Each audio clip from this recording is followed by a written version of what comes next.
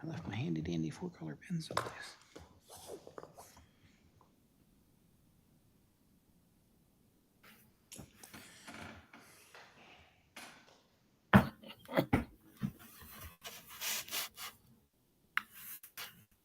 I got more. You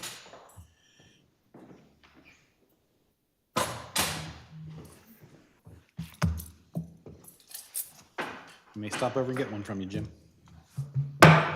Good evening, everyone. Welcome to the Mayor and City Council Workshop, Wednesday, August 7th, 2024. If you'd please stand with me for the Pledge of Allegiance.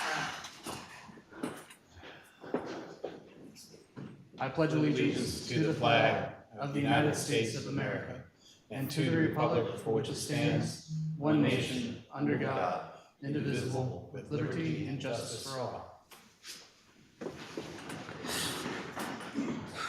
Roll call. Please show all council present with 2 members virtual.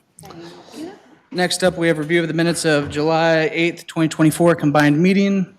Comments, questions, concerns by council? Hearing none, I'm proceeding down to council member statement regarding conflicts of interest on agenda items. Would any council members like to make a statement today? Hearing none, I'm proceeding down. Public comment pertaining to non-agenda items. If you have a public comment pertaining to nothing that is current on the current agenda. Seeing none, I'm proceeding down. Resolution, ordinances, and agreements. Introduction, Ordinance 06-2024, Main Street Advisory Board Code Revisions. Jim, would you like to lead us off on this?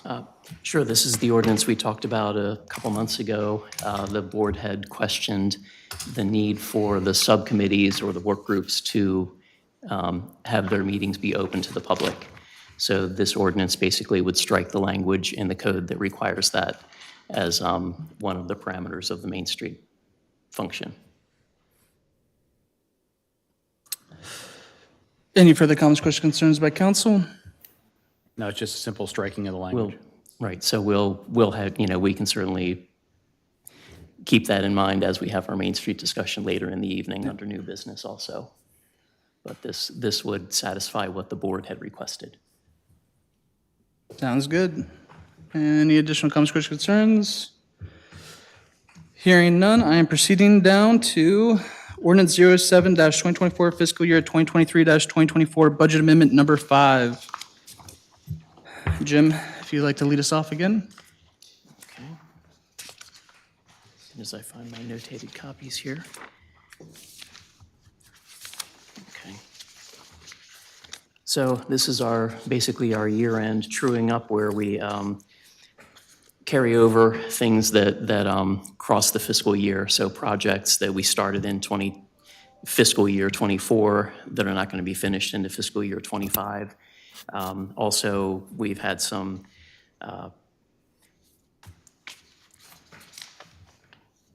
changes in the revenue where we actually had more money come in for real estate revenue. We had underestimated, so we saw more revenue than we expected, and it was a big enough amount that we wanted to correct it on the budget. Basically, for the general fund, the net on the revenue change is $272,125. All those items that are listed there. State tax income revenue, real estate taxes, interest income was higher than we projected. So that nets out to $272,125, and then on the expenditure side, of course, it nets to the same amount, $272,125. And this also includes the 2 items that were in the budget amendment that did not pass in June. So to try to true things up with what we really spent, we did include them in this amendment. So there's the additional money that we donated to the fire company, and then also the adjustment for the police salaries where we moved from one category under police to another. So this would true up what was actually spent in FY24 there. So everything's kind of laid out line by line.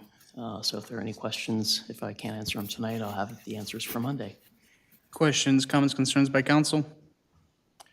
No questions. And on the utility fund, same sort of thing. Bank interest was higher than originally projected on the revenue side.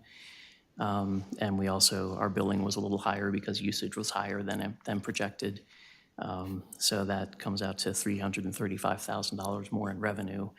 And then, of course, offsetting that, let's see, well, the net is $335,000, but we ended up spending less on water meters than we expected, but then we ended up spending more on chemicals and waste hauling at the wastewater treatment plant. So that basically offsets the change in the revenue side. Sounds good. Additional comments, questions, concerns by council? Will the extra hauling, will that be alleviated with the current Right, construction? we've been using roll-off containers Right. in the sludge, basically to receive the sludge out of the belt filter press. And now with the new press in operation, there's going to be a dryer cake. And also we've been trying to keep that clear for the construction of the project. So going forward, we're not going to have those that monthly expense for those roll-off containers. Nice. Additional comments, questions, concerns by council? Hearing none, I'm proceeding on to the next. Ordinance 08-2024, fiscal year 2024-2025, budget amendment number 1. Jim? This is basically the other half of the stuff that we're rolling forward. Some projects that carried over from FY '24. On the general fund side, we had, we received more grant revenue for parks than projected because, well, we did get grant revenue for the tot lot and lighting project that wasn't in the original budget. And we're using less out of fund balance. On the expense side, and that comes out to a net of $7,684. And then on the expense side of that, we're,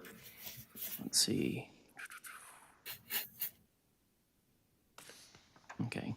We had to push forward police radios because they were not received in 2024. Same thing with cars, we had to carry them over.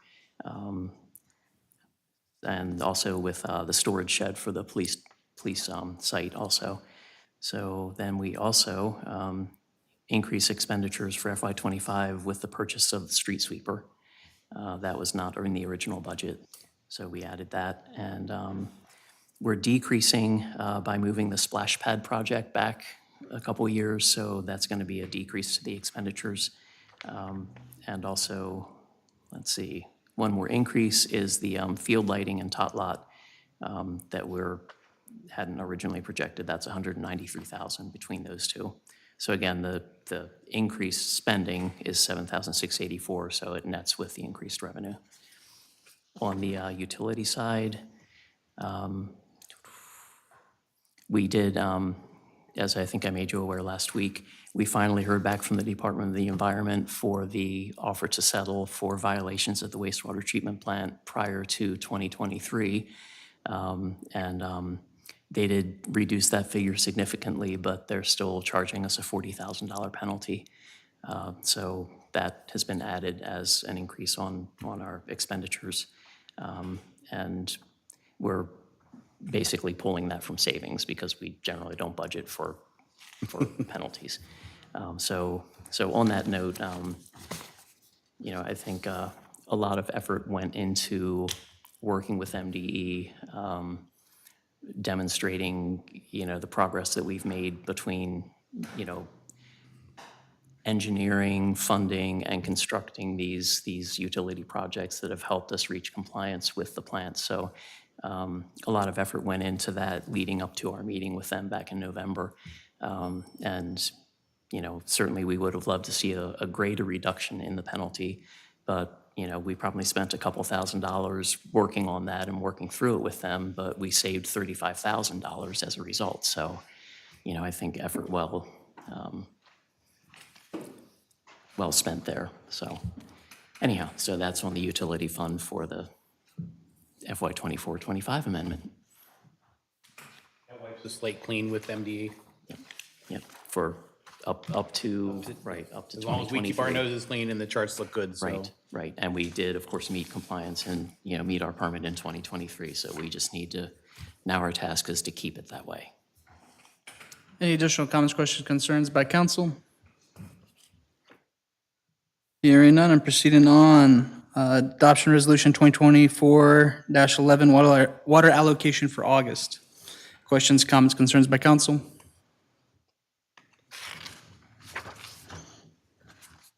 Hearing none, I'm proceeding on. City Manager report, Jim.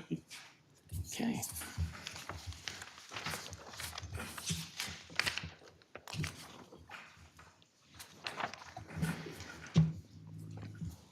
All right, on capital equipment, we've placed our orders from Public Works for both the street sweeper and the vac truck. So the police department has taken delivery of 2 of their police vehicles. As I think we had talked about before, we ended up getting the Durangos rather than the Ford Explorers just because we've been trying to get them and we just can't get them. So rather than continuing to fall behind in our rotation of vehicles, we opted to try the other vehicles. So hopefully they'll work out well for us.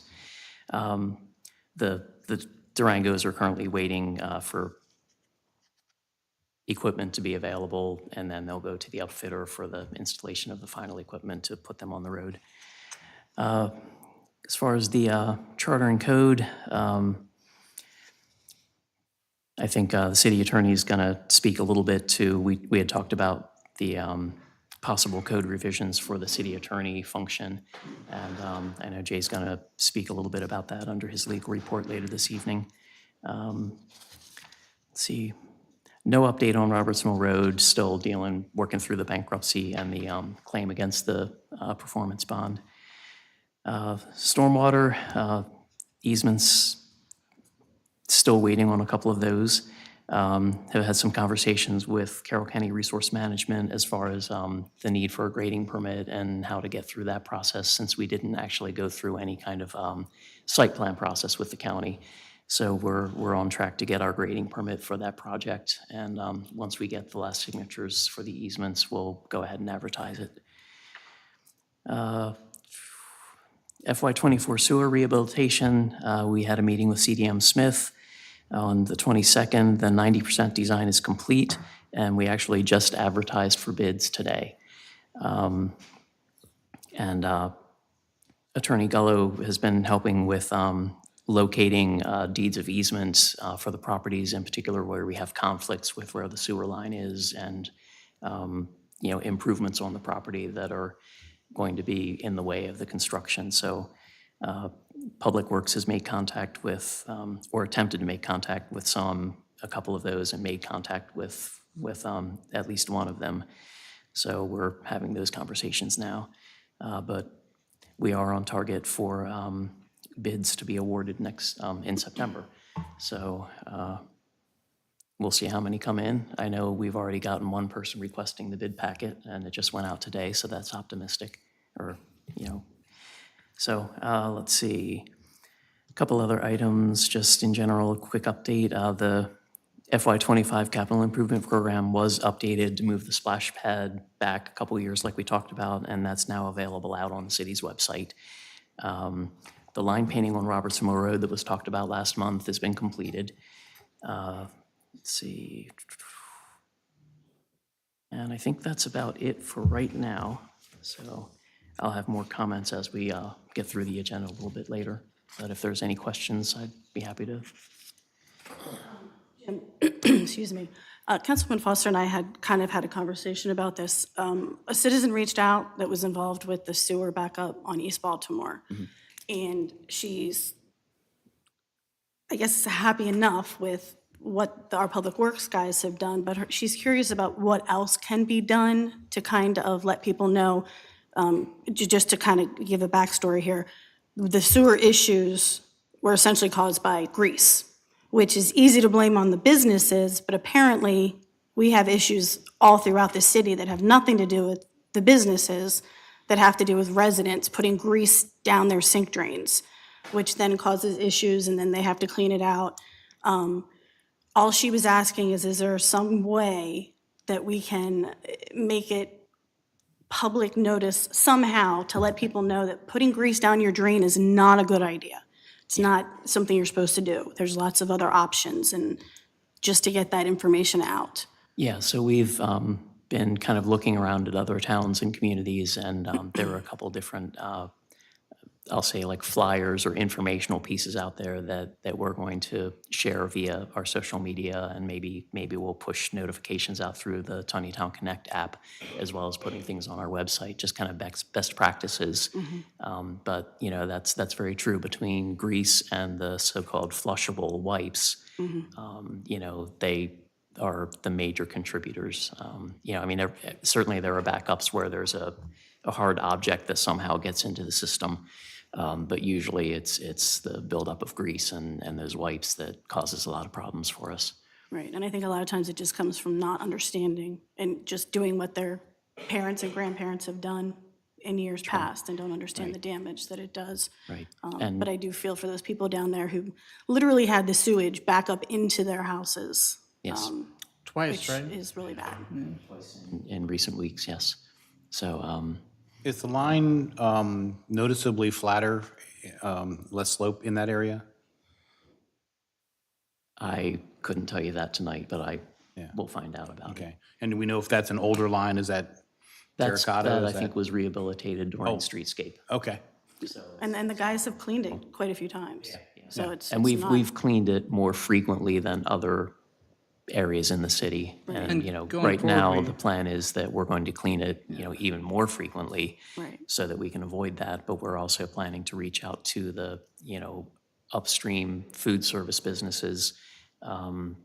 You know, and again, it's an assumption, you know, but when you figure that the majority of the food service businesses in the city are upstream of that particular location, you know, it very well could be that that's where the line maybe flattens a little bit, and, you know, that's Where where, it congeals and. yeah. And I'm sure it's an So- attributing factor, but I think Right, that, but- in speaking to them, they said but that it it is a could be- citywide right. issue, like that there are trap areas where Yes. they do regularly have to clean grease Yes, out. and we do periodically jet and televise, you know, around the system. We try to do a third of the city each year. And I know we've had some conversations about whether to invest in our in our televising equipment, or whether to consider outsourcing and bring in a company that can just, you know, go at it and televise the whole city, you know, every other year or every 3 years or something like that.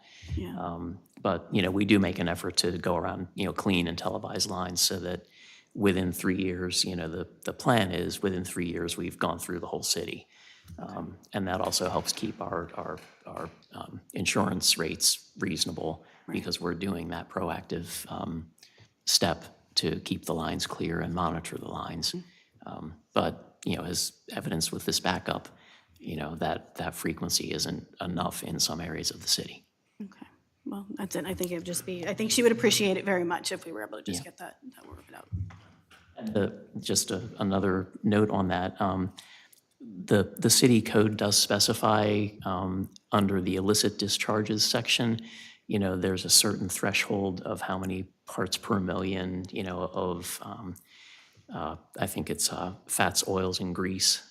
Some, you know, areas refer to it as FOG, F-O-G, for those. And, you know, that it's not a really, my understanding is that it's really not a very high threshold. You know, so the average, you know, you may pour the bacon grease, you know, into a jar and then wash your pan. Well, there's still going to be residual grease that's going down the drain. And, you know, that in itself could technically be a violation. But the ability to go out and measure sewage flow from an individual property, you know, to do those kind of testing is unrealistic, really. Well, knowledge is power, so if they don't know yet, then it would help if we Yeah, could at least right, let so them some know. education. Right. Have those residents had that same the same residents had the same problem before? Yeah. So that one it's section. at that, Yes. so we've identified a point, so Yes. now it's a question of But there's a source. lot Yeah, that but feeds you don't into know it where it's apparently. coming from. Now it's a matter of identifying source, and that's the hard part. Right. Further comments, It is questions? scheduled to be cleaned every I think Kevin wants it done every 2 months at this point, just to make sure that it stays clean. Further comments, questions, concerns by council regarding city manager report? Not on the city manager report, but I do have a question on the economic development report. And Mr. Mishi, maybe you can answer this.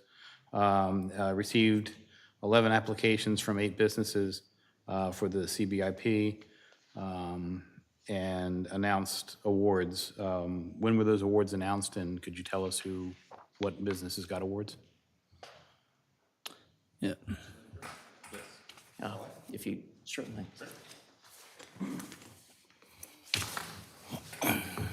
Good evening.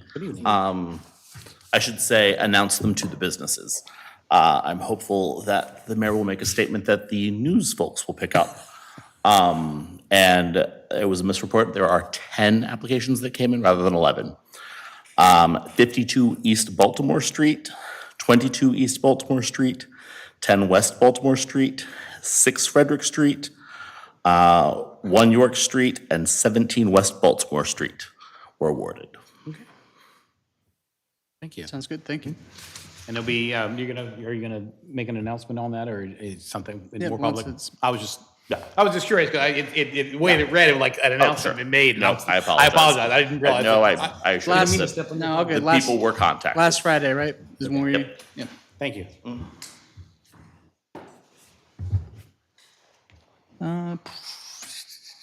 Department reports, Jim, do you have anything to add on department reports? Now, unless there are questions. Comments, questions, concerns by council? Hearing none, proceeding forward, legal report, Jay? Good evening, everybody. I have a few things to talk about tonight. The first is back to our PFAS settlement. As you know, we've reached 2 settlements in our lawsuit so far with the big polluters, that would be 3M and the DuPont people. And as I told you, there would be other settlements that wouldn't be as big. They're still big, but they're not as big as those. These settlements are in the billions of dollars that we're talking about still. And so the new settlements are coming out with Tyco and BASF. Those 2 companies also use the PFAS chemical in their product, which has been in the groundwater. So the settlement offer has been, and of course, it's not just us. For anybody that's watching and doesn't understand, it's a large class action group. What we have to decide about our settlement is whether or not we want to participate in the settlement. And we have to make that decision by the middle of August. Obviously, my thought is we're going to want to participate in the settlement because we're not going to bring an independent suit against BASF or Tyco. We have joined this entire crusade in hopes of riding the class action to get what the citizens of Taneytown are due for the polluted water that could happen to them. So on Monday, I'm going to ask during my legal report that you just pass a vote, whether it's by unanimous consent or not, to stay in the settlement class. So, any questions on that? There's no thought of money. I mean, that's not. We don't know what we would get, but the settlement is obviously more than we're going to get if we didn't participate.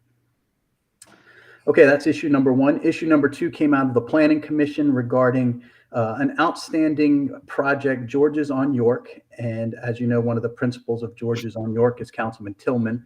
So I told the Planning Commission, since Councilman Tillman is the liaison to the Planning Commission, in order to make this as transparent and as less comfortable or more comfortable for everybody, I would bring this up. The issue that we have is a very simple one. There's a public works agreement that is outstanding for when George's on York was actually converted to the bed and breakfast operation. It had a certain amount of water usage that was calculated to be used, and it had a certain amount of EDUs and benefit assessment fees that would be paid. Since that time, the water usage has been audited, and I don't have that data. That's not what we're about tonight. But the water usage has been audited, and it appears that if it's not close to what was estimated, it's going to be a little bit more, a little bit less. So the issue that we're going to have is we need to either amend the public works agreement to make it accurate and then collect the proper amount of fees. This seems odd, and the only reason it's odd is because there's a council person involved. all of our public works agreements that we have now with any developer that does this type of thing has a provision that talks about, they don't call it an audit, but they talk about an estimate of water usage, and then because we don't know what it'll be, then a period of time that follows where everybody monitors the water, and then the benefit assessment that was paid can be adjusted up or down. So I wanted to bring that from the Planning Commission to you all, because you all will be the ones that will need to make the amendment to the PWA, and if there is one that's needed.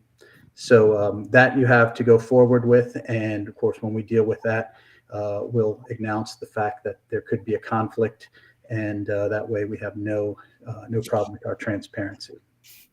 Questions on that? Nope. Okay, my next issue deals with a ongoing situation regarding the city's campaign finance rule. You know, we have campaign finance legislation in our code that requires when candidates raise money and spend money for our office, they need to fill out the forms. The Ethics Commission gets involved. And this has been, and when it was set up, is, I'll call it seasonal, right? It's campaign season. You know that you run every 2 years in May. And if you back that off, campaign season might be, February through May. And that's when the planning or the Ethics Commission and Election Board all take their lead to do their work. It appears, as we talked about in the last couple meetings, that some people want to get out ahead of things and they want to be candidates now. And we said that we do not have the forms ready, and you all did not direct that we create forms because of basically creating a year-round campaign election cycle, which is a distraction. We do this during election season. But one of the things that is coming up is that there are campaign signs, there's possibly campaign fundraisers. Obviously, the spirit of the law you passed was to track income and expense. So anything that's spent on a campaign, anything that's brought in on a campaign. And the hitch is, how do you do that if you're not an official candidate? Because the code right now says that you have to do this if you're a candidate. And we're saying you can't be a candidate until you fill out the forms, and the Ethics Commission and Election Board say you are, which isn't till next year, 2025. So Clara and the city manager and I are going to sit down and figure out a possible code change that'll do something maybe to the effect of, when you file your first campaign finance report, when you are an official candidate, you will have to account for anything you received and anything you spent prior to becoming an official candidate. And that should really solve the problem.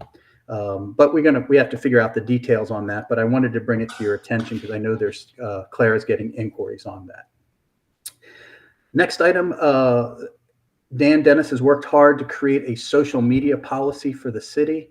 It is on my desk to be reviewed, and once it gets reviewed, I'm sure we'll have an internal meeting about the implications. What the goal was, and I know that city manager has pushed for this, is an umbrella policy that affects the whole city. How are we going to deal with social media, and then how do we deal with maybe on a department level type of thing. So that at least has been done. I wanted to give kudos for Dan and the team that put that together, and we'll be working on that. Next item. There has been a request by our auditor. It was made to the city manager, so if you have any details about that. But the auditor has requested that we release some legal opinions to them. And these legal opinions are regarding the issue around the budget amendment that we dealt with. You started dealing with it in January, and it didn't pass. It was brought up again. So that is budget amendment. I think it was number 3. And there were some legal opinions about that. And as you know, we just can't release legal opinions because it's protected by attorney-client privilege. In this situation, we have 2 legal opinions. You have one from me, and you have one from the special city attorney you hired, Kevin Best. So the request that you're going to have to talk about on Monday is whether or not you want to release one of them, both of them, and we're going to read through them to highlight that for you before Monday. But the issue you have to decide is, are you going to waive the attorney-client privilege and release that to the auditor? So you're meeting the auditor's request. That's the positive. The negative is, once you waive the privilege as to that, it's waived it's waived. It's not like it's just waived to the auditor. Once it goes outside the attorney-client relationship, it is waived completely. So therefore, if it passes from the auditor, it could be referenced, it could be done anything with the audit report, it could eventually be public. So we're going to work on that as well this week. I have a meeting with the city manager to talk about which opinion we would release. Does the opinion need to be redacted? And then we'll give you another update on Monday to tell you this is what we're thinking about and whether you want to do it or not. I don't know if Jim, if you have anything that you need to follow up on the why they want this, but I'm sure they're interested because I know they were involved in the advice that was given along with the legal advice. So I haven't talked to them, and maybe that's something we would do to find out whether they're curious as auditors or whether this is actually part of the auditing process and they're more than just curious. That might relate to whether we release it or not. Is that something that would require a closed session to discuss? It could require a closed session if you wanted to talk about the merits of it. If you decide you don't want to talk about the merits of it and talk about it in generalities, it would require a vote. So when we can do that in closed session as well. So. Right. Okay, if there's nothing on that, then the last issue I wanted to follow up is the outstanding issue about the charter and code changes that we put a little footnote on every meeting saying they're being reviewed. So the city manager and I talked about where this was left off. And if you recall the charter code, it was really a code change. We're lumping everything in together, but it doesn't really matter how you label it, it's the same amount of work. The code change was related to the city attorney's position. And this was something that was introduced probably last October. It had a lot of issue with it in November, and it didn't really go anywhere past that.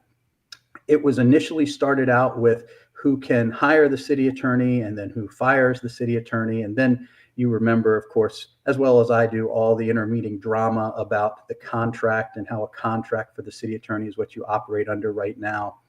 And so here's the the brass tacks of that whole situation. What you did or tried to do in October and November is really spoiled now. You have a rule in your charter that says things have to be done in a timely manner. There's a certain amount of time where you have to introduce something and pass it, and that is long past with them. So if there is anything you want to do to address this situation, we would be starting again. Of course, we can pull out the old one and go from that. If you pulled out the old one, it would need a little bit of tweaking. It really doesn't reflect exactly what you're talking about because obviously the city attorney is not an employee of the town. Just like the auditor and the engineer, they're all positions of the town, but they are all contracted. And so the question would be, maybe we add language to do whatever it is you want to do with those positions, but talk about like something, for the example, saying, or by contract, something like that. So it's in there. It's probably not necessary at all at this point in time. I think we've had a lot of ground and chewed that one up. But if there is any desire to move forward, we would basically start with the old one and go from there. And if there's any other things that we'd want to do, that was the only one that I was tasked with looking at, because I think that's the only one that was pending. I think that there was a code revision that was authored and was put out there, I believe in October. And then following on to that was a charter revision to memorialize the city attorney position in charter because it does not exist at all there. And to kind of equate that with auditor and engineer or whatever, I don't remember the exact Would have language. been clerk and treasurer. Clerk and just treasurer, yeah, auditor. clerk and treasurer, I think, are actually, yeah, thank you. Right. Yeah, so I think there were two separate pieces. Correct. Okay, And that's what I guess that when you look at it all together, what you're having, what we would have to have a discussion with is, do you want the city attorney's position to be different than the position? Because the city attorney is listed as an officer along with the engineer and the auditor in that section of your code. The auditor and the engineer and the city attorney don't appear in the charter at all. correct. So the question is, are all of them going to be charter positions or just some? and how do you want to deal with those charter positions? Because obviously you're not going to hire anybody to do that internally. It would say by contract. So pulling out all that stuff, Councilman Tillman, it doesn't really tell exactly what you want to accomplish. And I think that we need to have a discussion about where it is you want to go and how that fits in. Can I also interject? I think that in addition to that, I think we should also look into further charter changes as far as looking back to what happened on the July 3rd situation. I felt like we had somebody who really created an issue with several of our employees, and they used that situation and their relationship with the mayor to threaten these employees who felt like they were really put in a bad position. I still want to see the scenario where firings don't happen by any one person. So, well, I say that. I would like to see any capability for firing of any employee to be laid at the city manager's feet, who is then kind of held in check with the entire council. So I would still like to see how we can accomplish that, just so that there isn't any situations where our employees feel like they don't have the safety of, that situation. Like they were nervous for their jobs because somebody was threatening them with a relationship. So off the top of my head, I guess if we drill down on what we're talking about, the charter is clear that the rank and file employees report to the city manager already. So that when we say employees, we're not really talking about the rank and file employees. We would be talking about department heads, as the charter is in its section under mayoral powers deals with the mayor and his power to appoint and remove department heads. That would be the only, unless there's some other reference, that's the reference. So it wouldn't be employees in general, it would be department heads. Right, the department heads.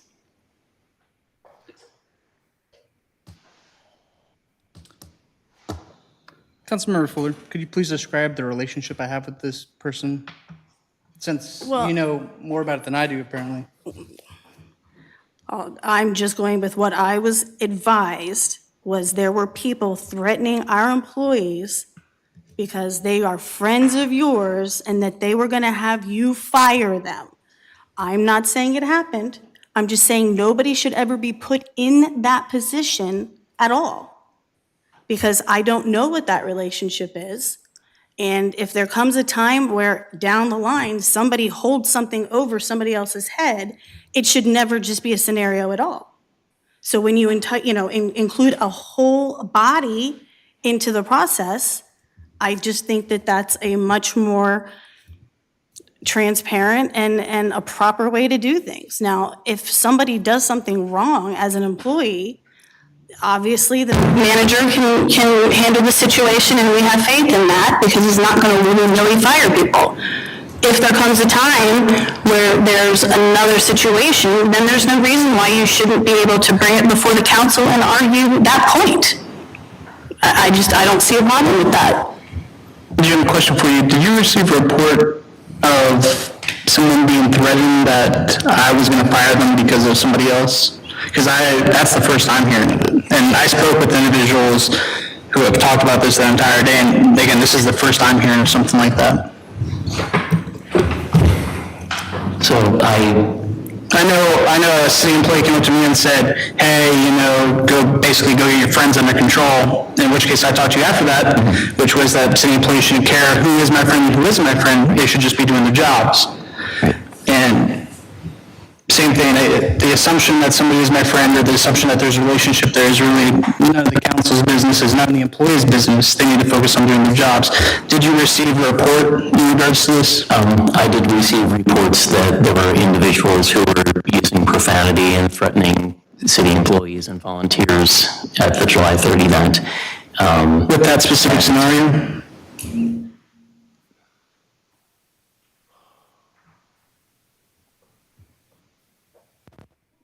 I can't say with certainty that piece was included in the description I can say with certainty that I think there was,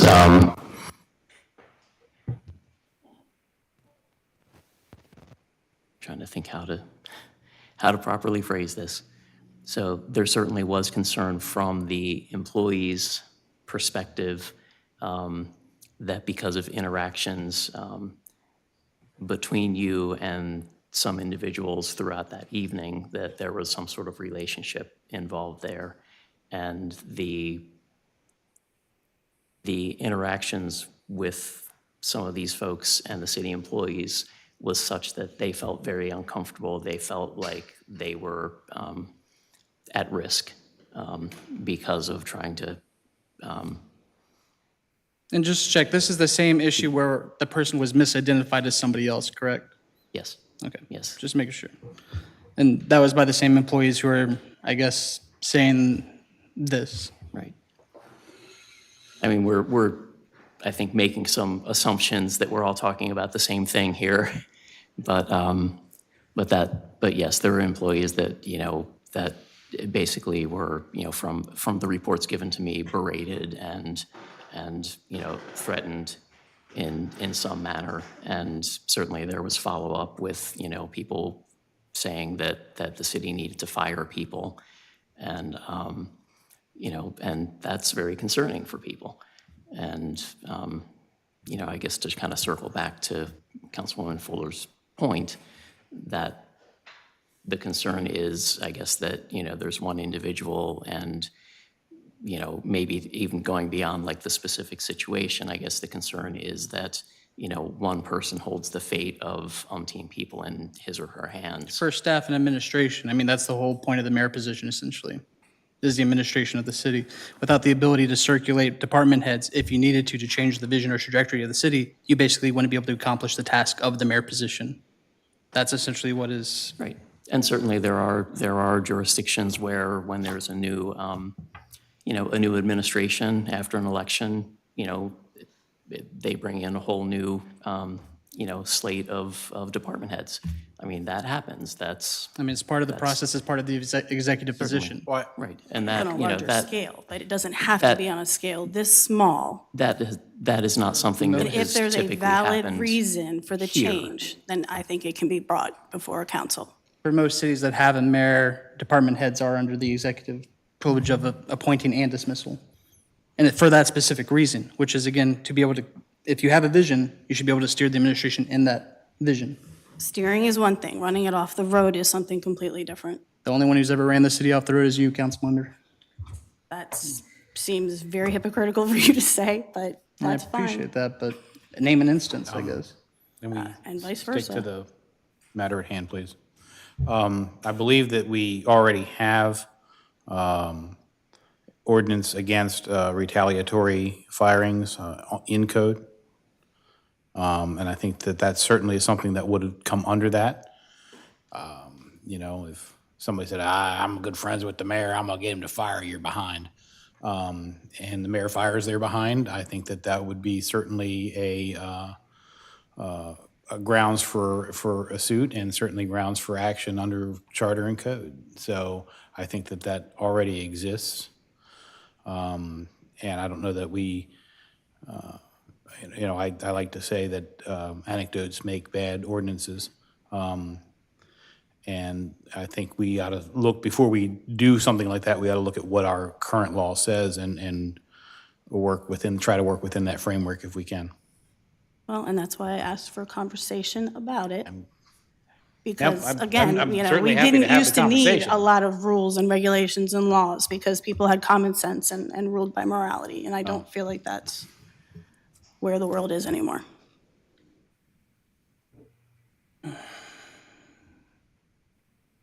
Jay, did you have anything else? This was my report, I guess. And so the question, I guess my end of this is, if you want some city code or charter changes, maybe you all have the discussion about what it is. I'd be happy to give you examples, but I can't read your mind or do 5 different things. So if you come up with a consensus of what you want, you can work with Jim. Jim can tell me, and I'll be happy to do what it is. But right now, I don't really know what it is you want to do about any of this. So, so instead of every month saying, how are we going on this? We're not going anywhere until you all actually tell me this is the kind of theory that you want me to have. And if it's about making the city attorney a charter officer, I can do that. Do you want me to take it out of the code? Do you want me to take the other people out of the code? Are there other things you want to do? So it's kind of like, I guess the bottom line is this isn't really ready for prime time yet. And when you get it to that point, we can act on it pretty quick.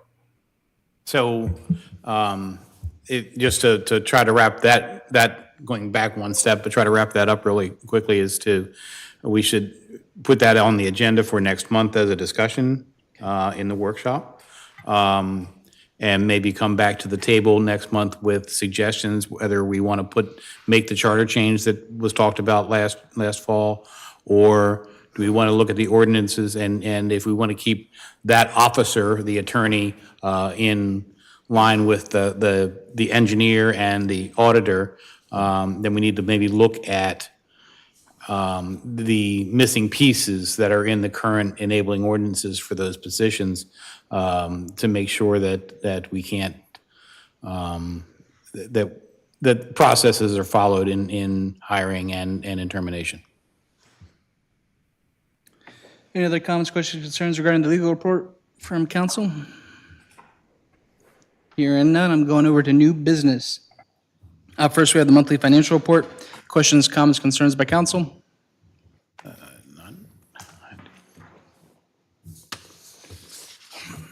Hearing none, I'm going to accounts payables. Questions, comments, concerns by council?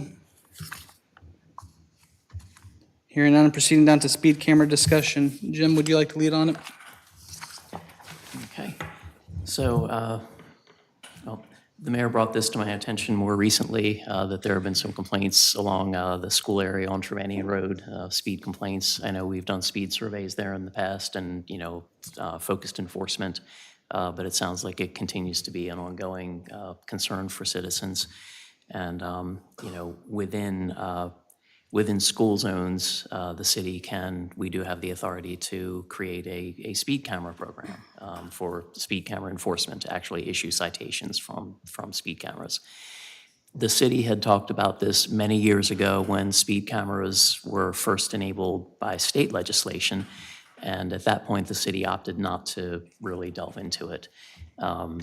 Since that point, the technology has obviously evolved and become more affordable, and it sounds like the contracts with the equipment providers are not as, I'll say, onerous on the municipalities as they once were, with having to generate a certain revenue threshold and so on. So this discussion tonight really is just, are you interested in delving into it and considering you would need to pass enabling legislation to do that. So we would pass enabling legislation. We would formally establish school zones. I know there are existing signs, but just having signs posted isn't enough. We need to take a more formal action to do that. You can have school zones proximate to crosswalks, at least on state highways. So the possibility of doing something, say, near the Baumgartner crossing where we have the crossing guard position during school year, could be potentially considered a school zone also. So basically, we'd go through a process, complete an application with the Maryland Department of Transportation for 10140, and let's see, revenue for speed cameras where it's uncontested reverts to the local jurisdiction. So we can use that to offset any expenses that we might incur, to have a program. Just from a, quick look at some vendors, that I looked at online after the mayor and I talked, it looks like pretty much the vendor will come out, do their study to see, the extent of the problem, and if they feel like, it warrants the investment of the equipment and installation and such, and then we could, get into contract discussions with them at that point. But right now, we would just need to decide, is this something we want to explore or not? Do we want to go that route and potentially have speed cameras or not? Is this something that, once we establish zones, that could be moved from one place in a zone to another place without too much difficulty? And, if we establish multiple zones through the city, is it something that would be portable enough that we could move it from this zone to that zone to that zone? My understanding is yes, but there are certain parameters that would apply each time that you move it as far as, warning periods and notification and things like that, with signage and so on.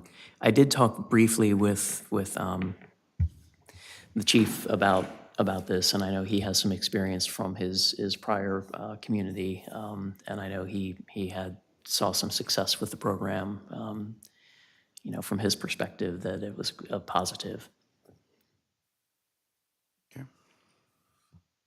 Additional comments, questions, concerns by council? Jim, do you want anything tonight regarding it, to look into it further, or? That's really up to you guys. It's something that we can do just with consensus, because we're not formally adopting anything. We're not just, before we really spend a whole lot of time on it. I want to make sure that everybody's on board and wants to move forward with it. Do you know what the state limitations are on offhand, or what the legal limitations are for us as opposed to, obviously, we have to get permission from State Highway if we want to do anything on Baltimore Street. Right. But if we want to do Trevanion Road, or, I don't know if Carnival Drive is close enough, or Grand Drive or whatever. Right. There are still limitations as to, I believe there's a limit to the time of day that the tickets, citations can be issued. It needs to be, within a certain window of the school day. And I believe also during the school year, the violation, I think, still needs to be 12 miles over the posted limit before you can issue a citation. So there's a lot of thresholds, I guess, that we would have to meet. Okay. And I think it may be to our advantage also, and maybe we want to defer this for a little bit. Perhaps we do another speed survey out there, collect some data, see, what the speeds really are, and then come back and report, in a month or two, if, the magnitude of the problem. I think that's appropriate. Speeds really are. Yeah. The camera that we have that can do the recording, speed recording now, is that on a trailer with a big sign that says speed limit? No, we attach it to typically a speed limit sign. So it's not a trailer mounted, it's a smaller unit that we mount on the poles, existing poles. And we can either have it display the vehicle speed, or we can just mount it and just collect data. I kind of think, because you get a little bit of Heisenberg uncertainty principle in that, when the act of collecting the data affects the data, because people see the camera, they slow down. Right. And so you don't get accurate data. So the question is, can we hide it behind a bush or something? And Right, and if it's not turned on to display the speed, it's not as overt, I guess. And I think that you might get a more you need to see realistic. it done both ways, Yes. and to see if that, if just the sign or the camera flashing your speed. Right. I mean, certainly, affects behavior. people that are observant are going to notice there's something, attached to that sign. But more people are going to notice if their speed flashes at them. I mean, if So, you're able to get it right around where that bend curves over that hill, I mean, you'll at least mainly capture the ones coming towards Antrim. Yeah. Okay. But As you go down the As hill you, towards as, the, as you're coming right over What that the hill. statistical difference would be between people who see the sign and see the your speed thing Yeah, and slow down versus those who just I know we've talked about buzz on that through. before. yeah. So, well, we can certainly, put that location in the rotation for the speed sign. I mean, it's a very well-used piece of equipment. It goes from neighborhood to neighborhood pretty regularly. So we'll gather some data and then report back in the next couple of months. Sounds good. Thank you, Jim. Thanks. Next up, Main Street discussion. Jim, would you like to lead us off?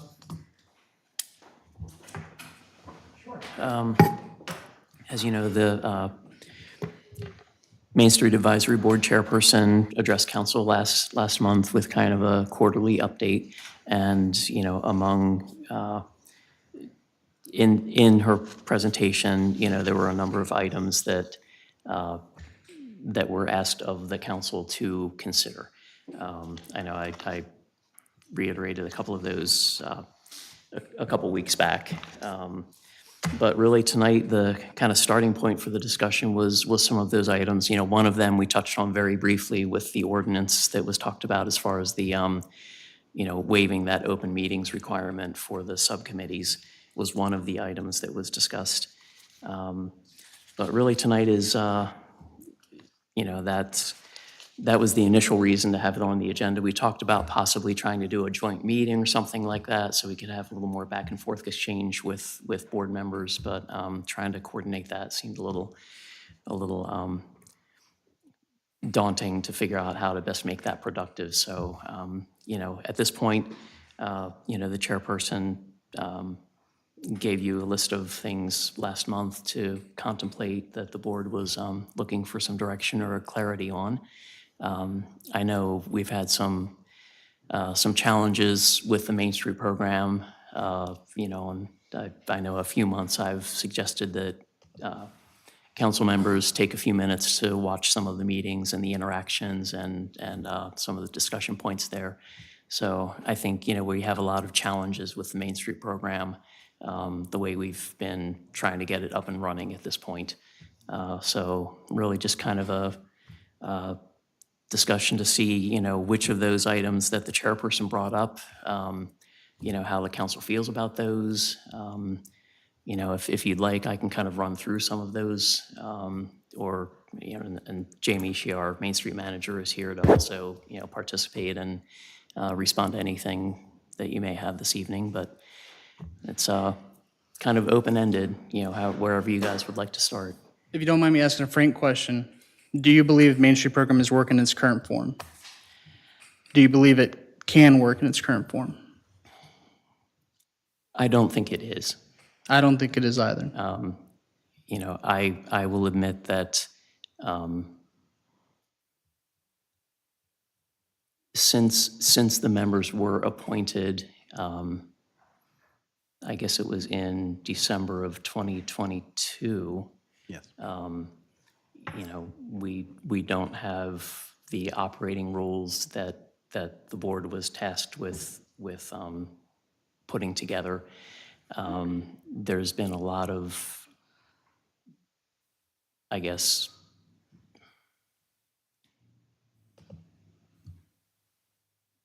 difficulty within the board to schedule things, and you know, we're also without a budget.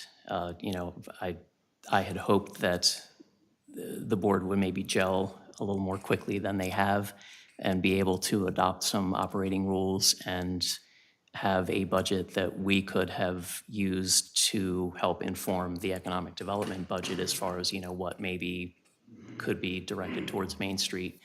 And, you know, it just isn't moving forward like we had hoped. And I know we've talked a bit about it. Is there any comments, questions, concerns from council that they want to bring up while we're talking about it?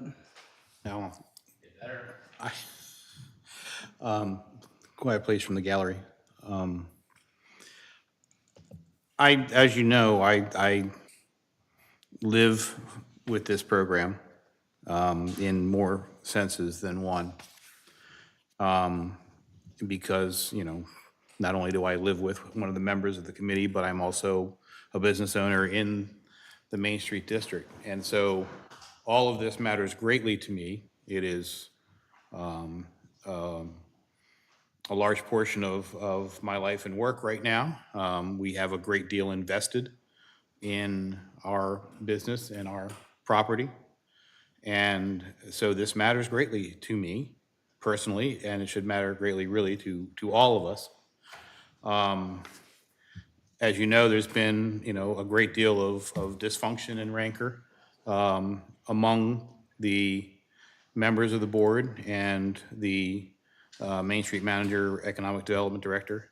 And I believe that, you know, we may have reached a point of irreconcilable differences. I would agree with you that the Main Street board is non-functional at this time, that we're not getting anything done. And I think that we need to look at some major changes if we're going to take this project and this process forward. I learned a great deal here in the last week. I had a conversation with Christine McPherson, who is the head of the program at the Department of Housing and Community Development. And I got some good information, learned some things that frankly bothered me. So I'd like to go forward, and if you don't mind, it's kind of going to be a little bit of a long discussion, and I hope you don't mind if I monopolize this a little bit, but I have a good bit to talk about. One of the things that I didn't know exists, and I don't know if anyone on the Main Street Board knows exists, but there is an agreement that the city signs with the Department of Housing and Community Development. And there's a lot of information in this agreement.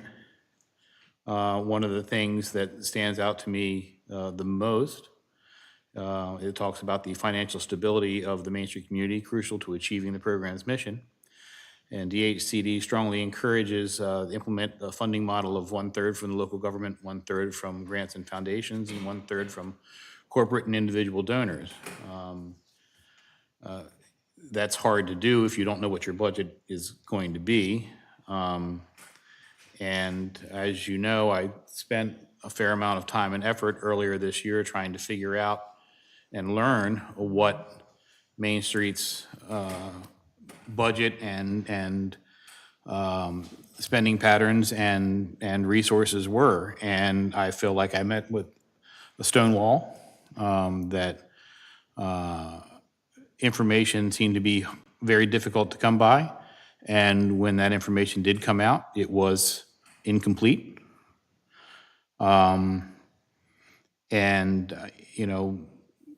Certain people seem to want to sweep that under the rug, and so it kind of died for lack of interest, but not on my end. One of the things that also struck me from this agreement of information to be submitted to DHCD, the Main Street community must submit the following by December 31st of each year. And letter B is the most recent end-of-year financial statements with detailed income sources. That's a question that I directly asked, and which it was information that I still have yet to receive. And there was a lot of discussion about how difficult that information would be to get, but as I read here, we are supposed to have that information on hand. This should have been, email me the report. But again, I still, 6 months after I first asked for this information, I still do not have it. One of the other things in the annual submittal to DHCD is an annual comprehensive work plan for the upcoming year with measurements of success and defined transformation or economic strategies. I have never seen anything. I've been involved with Main Street going back to 2018 when we first started in business here in town, and I've never seen anything that looks like that. So we are not functioning as a Main Street board in the way that the program envisions us to function. The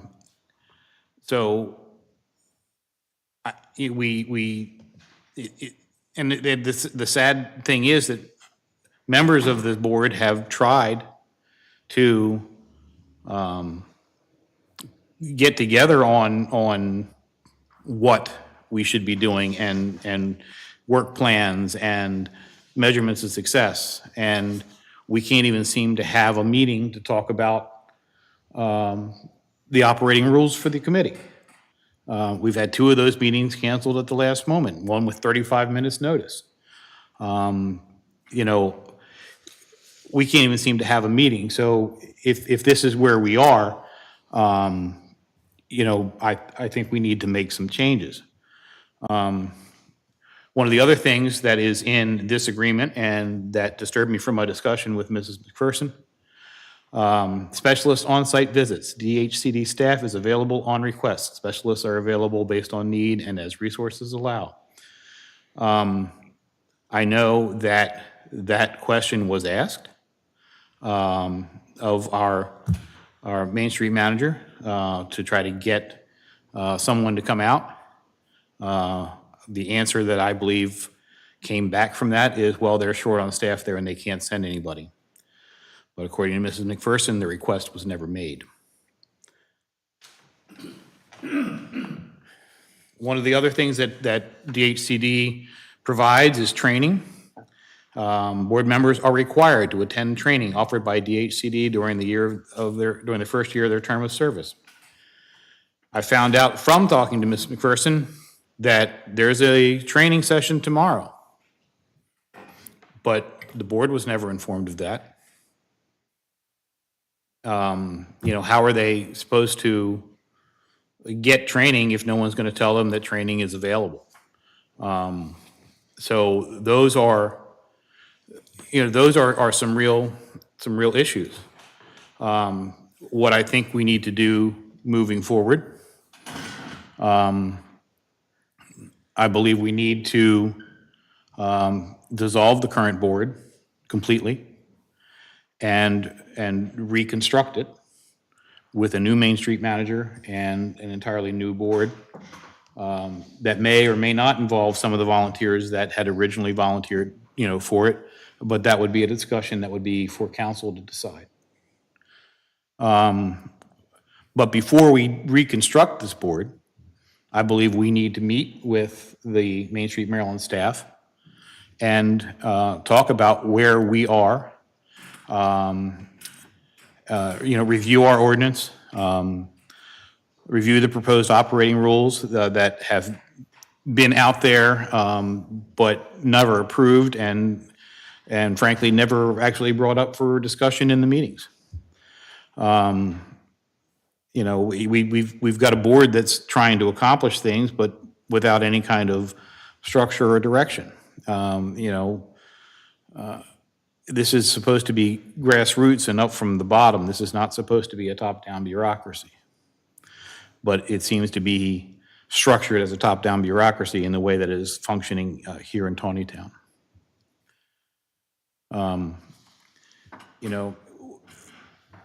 One of the things that we haven't done is to create a strategic plan for the downtown community.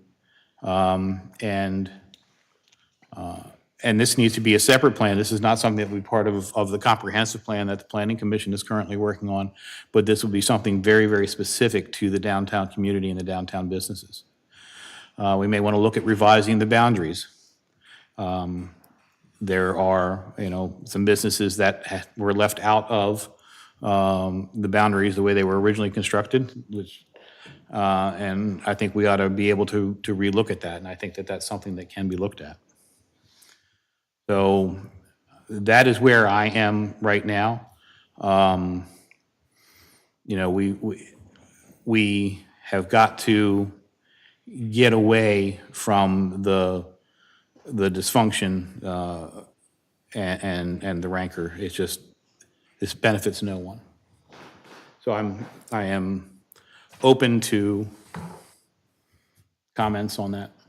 Thank you, Councilmember. Real quick for everyone, the agreement with DHCD that Councilman Tillman referenced, I had emailed that out to everyone on July 12th. So for those of you who do have your surfaces, if you wanted to take a look at what's in that agreement, it should be in that email. May I add something? Certainly. The agreement that Councilman Tillman referenced, this is the first year that DHCD has issued them since, I believe, 2019. And so when we talk about year-end reports, I don't want you to think that there have been many years of year-end reports that we haven't been submitting.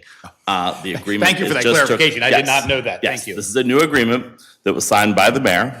And I can supply the manager for Monday with a record of the meetings when I did talk about the board training. I don't want it to be thought that I didn't, because there are minutes and there are YouTube video meetings where we talked about the DHCD Main Street Board member trainings. Thank you. And I know, Jim, we've talked a little bit about it, and I know you've talked with Attorney Gallo on it. And again, I think what it really came down to is that we need to address it at the code level. And I think that's what we kind of came back with. If you wanted to kind of go over what that would look like. Sure. Yeah. So when we, a couple of years ago, I'm going to back up a little farther than that. So the city has been a Main Street community since, I believe, 2000. The program has had its ups and downs over the years, but it was never actually referenced in city code. Previous boards had adopted bylaws at some point. They functioned, they approved budgets, they spent money, they did projects and so on.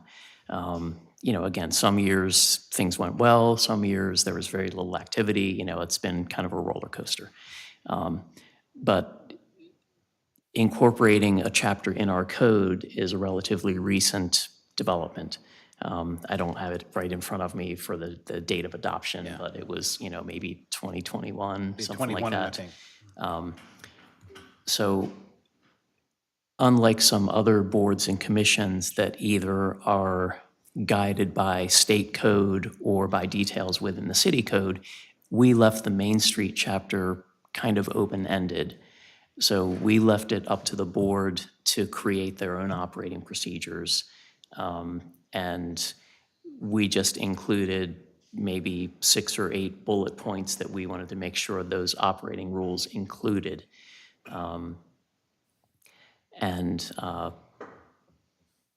That may have been, I think it was well-intentioned, maybe to give the new board some autonomy and let them figure out, how they wanted to approach the program and what they wanted to see. But, looking back, that may have been asking too much for a group of volunteers that's going to get together, and again, most of our boards and commissions meet, generally once a month. And, maybe that was asking too much to not give better guardrails, so to speak, for the group. On the one hand, I like the idea of the group having some autonomy, and, ultimately, I think everyone would love to see the program become successful to the point that while the program requires an agreement between the Department of Housing and Community Development and the city, so the city will always be party to the Main Street program, the ideal would be that this group would function much more independent of the city and not be dependent on the city for financing and staffing and so on. And the idea of letting them develop their own operating procedures, I think was the vision, I think, was to kind of get them started on this path of becoming a more independent organization. But I think that, seeing the struggles that the board has had, in developing these things, and, maybe that was asking too much. So, if we were to kind of do a reset, maybe we should spell things out more clearly so that the board, so there aren't all these question marks for the board. What am I supposed to do? I don't feel like I, have the authority to do this, or I don't know what my I'm role not is sure supposed it's a to question be. of guardrails as much as it is direction.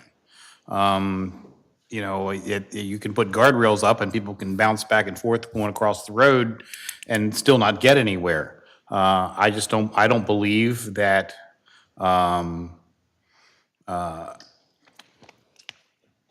that the board was fully committed to a mission, to a process and to end results.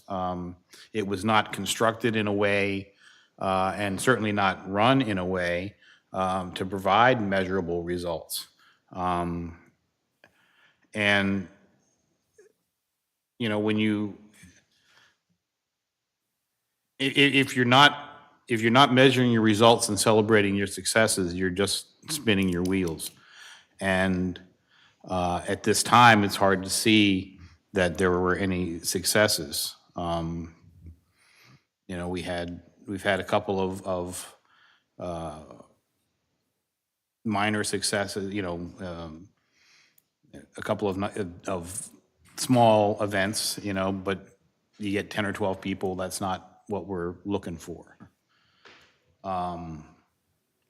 So, I mean, right now, there's no communication. Board members are afraid to even email each other because they keep having that specter of open meetings hung over them. And it just, I just don't think I think it requires a wholesale change. I don't know that, I think that we need to get someone from the program to come back and talk to us about how we should structure to move forward, because our current structure is not working. My recommendation, after talking with you, Jim, and after talking with Jay, would again be the repeal of the code. And would be, before we even go into another Main Street, would be bylaws in place. And I think actually it is appropriate to say guardrails, because the idea would be at least you're gonna make it to your target. Even if you're bouncing off the walls, you're eventually gonna get there. And the problem that we had here, I personally believe, was there was a lack of vision currently, the lack of the guardrails there to really direct them where they should be going. And that's why I think we do need to put them in place with bylaws before we even start a Main Street Committee again. So they don't have to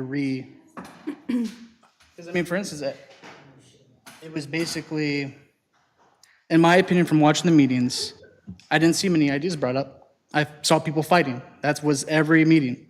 And what it was people fighting about the past. It wasn't people fighting about where they should go in the present. It was about people fighting about the past the entire time. And then not only that,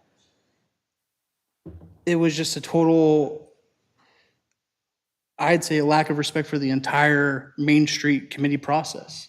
And I know there's beef between Main Street Committee members and the Main Street Director, but they can't make that what every meeting's about. If they would have actually come up with genuine ideas, if they would have pressed the issues, if they would have actually moved forward, they could have accomplished more as a committee. Well, I think that the people on the committee would tell you that there was resistance to trying to move forward.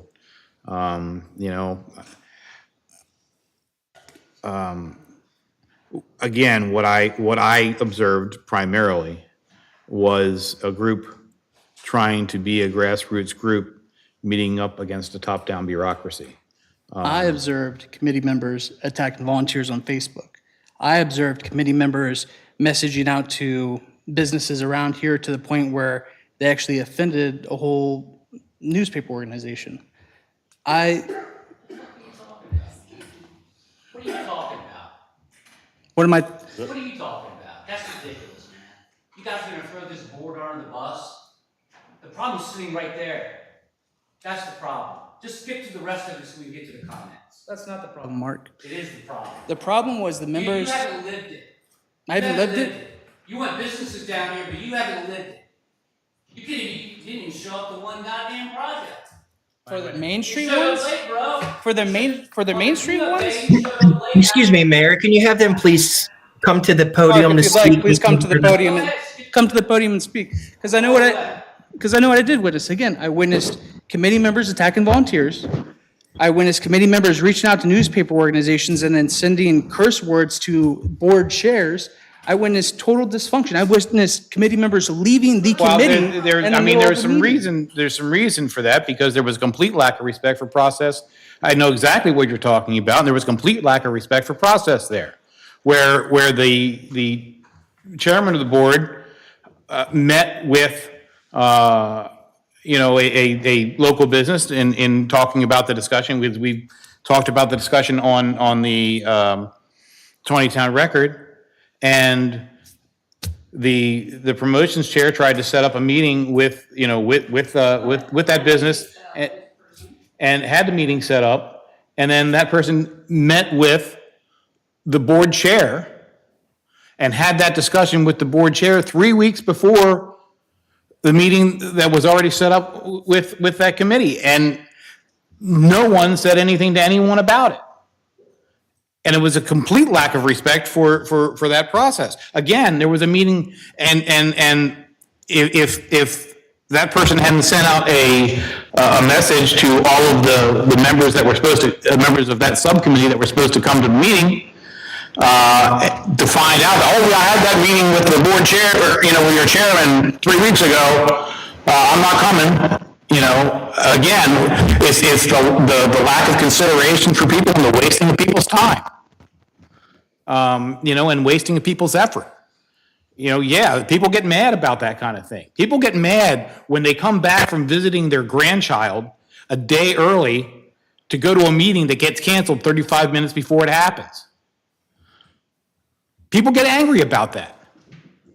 And that's Are you referring to the meeting about the bylaws that Yes, that one yes. individual, was that the meeting where one individual was not going to make the meeting for the bylaws? It was all fine. Nobody ever asked anybody on the board if we could still meet.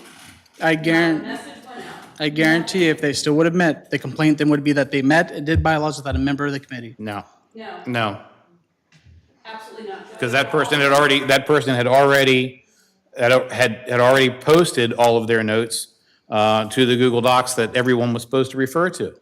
That her material was already available, and frankly, the Main Street manager was aware that person wasn't going to be there on Monday, and the meeting was set up for 5:30 on Thursday, and they canceled it at 4:55 on Thursday? Really? People changed their schedule. People had changed what they had done to be at that meeting. And so it comes across as an excuse not to talk about the operating rules. Because that's the second time that happened for that meeting. They had almost a year to talk about operating procedure rules. And yet it still doesn't get brought up. And they can bring it up. You realize the members of the board can bring it up. And I know they know that. I'm done. Okay, It's not public comment time. I am ready to speak. Well, it's not because I'm public comment hearing time. lies and I'm hearing things said about when it's public my board public and comment my time, you work can come back up. that you can all, When it's public comment time, you can come back up. then let's do it. We're still I'm going through ready. it. Please sit down. Not there, ma'am. You haven't been asked your purse there. Please return to the gallery. Yeah, you too. Please return to The the gallery.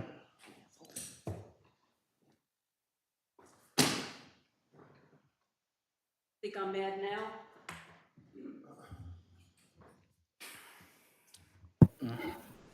This is what And this is, This is what you read. This is your administration and this is what you read.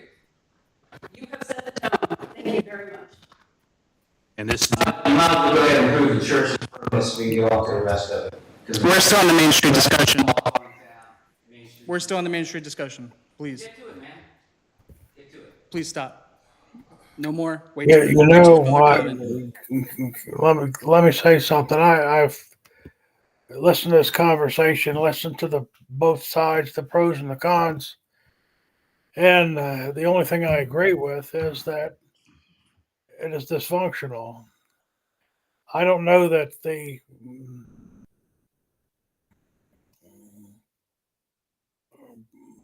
proposal to retrain the committee is what we need to do. I think what we need to do is exude stronger leadership from the city in helping the Main Street Committee get together and gel to become a team, to be a functioning body. And I think that has to come from us. That has to come from our leadership. We're talking about volunteers here that want to make things better for the businesses downtown and for the city generally. And I think that's important, but they can't do it on their own. I think we need to, but that's why we have a Main Street manager. That's why we have somebody that directs the or points the direction for this committee to go. And I think that's been lacking very severely. And we've expected this committee to come up with all these grand ideas and move in this unified direction where there really has been no direction from us in which way they should move. And I think that's what the Main Street manager's job is. And I think that's a part of this piece we're not addressing at all. And I think that we're not going to accomplish anything until we do. May I say something, Mr. Mayor? So I agree with Jim. I tried to speak before but was interrupted. I think that we need to do what the mayor said and stop arguing about it because that's getting us nowhere. We need to go back to the code and we need to start over. And I agree. I think the city could lend more direction to the Main Street Committee by making sure those bylaws are in place before they even meet again, by making sure that the new code is structured in a way that provides guidance for each one of the subcommittees and what they should be working on, so nobody's overlapping each other. Again, that is just my recommendation. I'm not sure if any of the other council members have any comments, questions regarding it.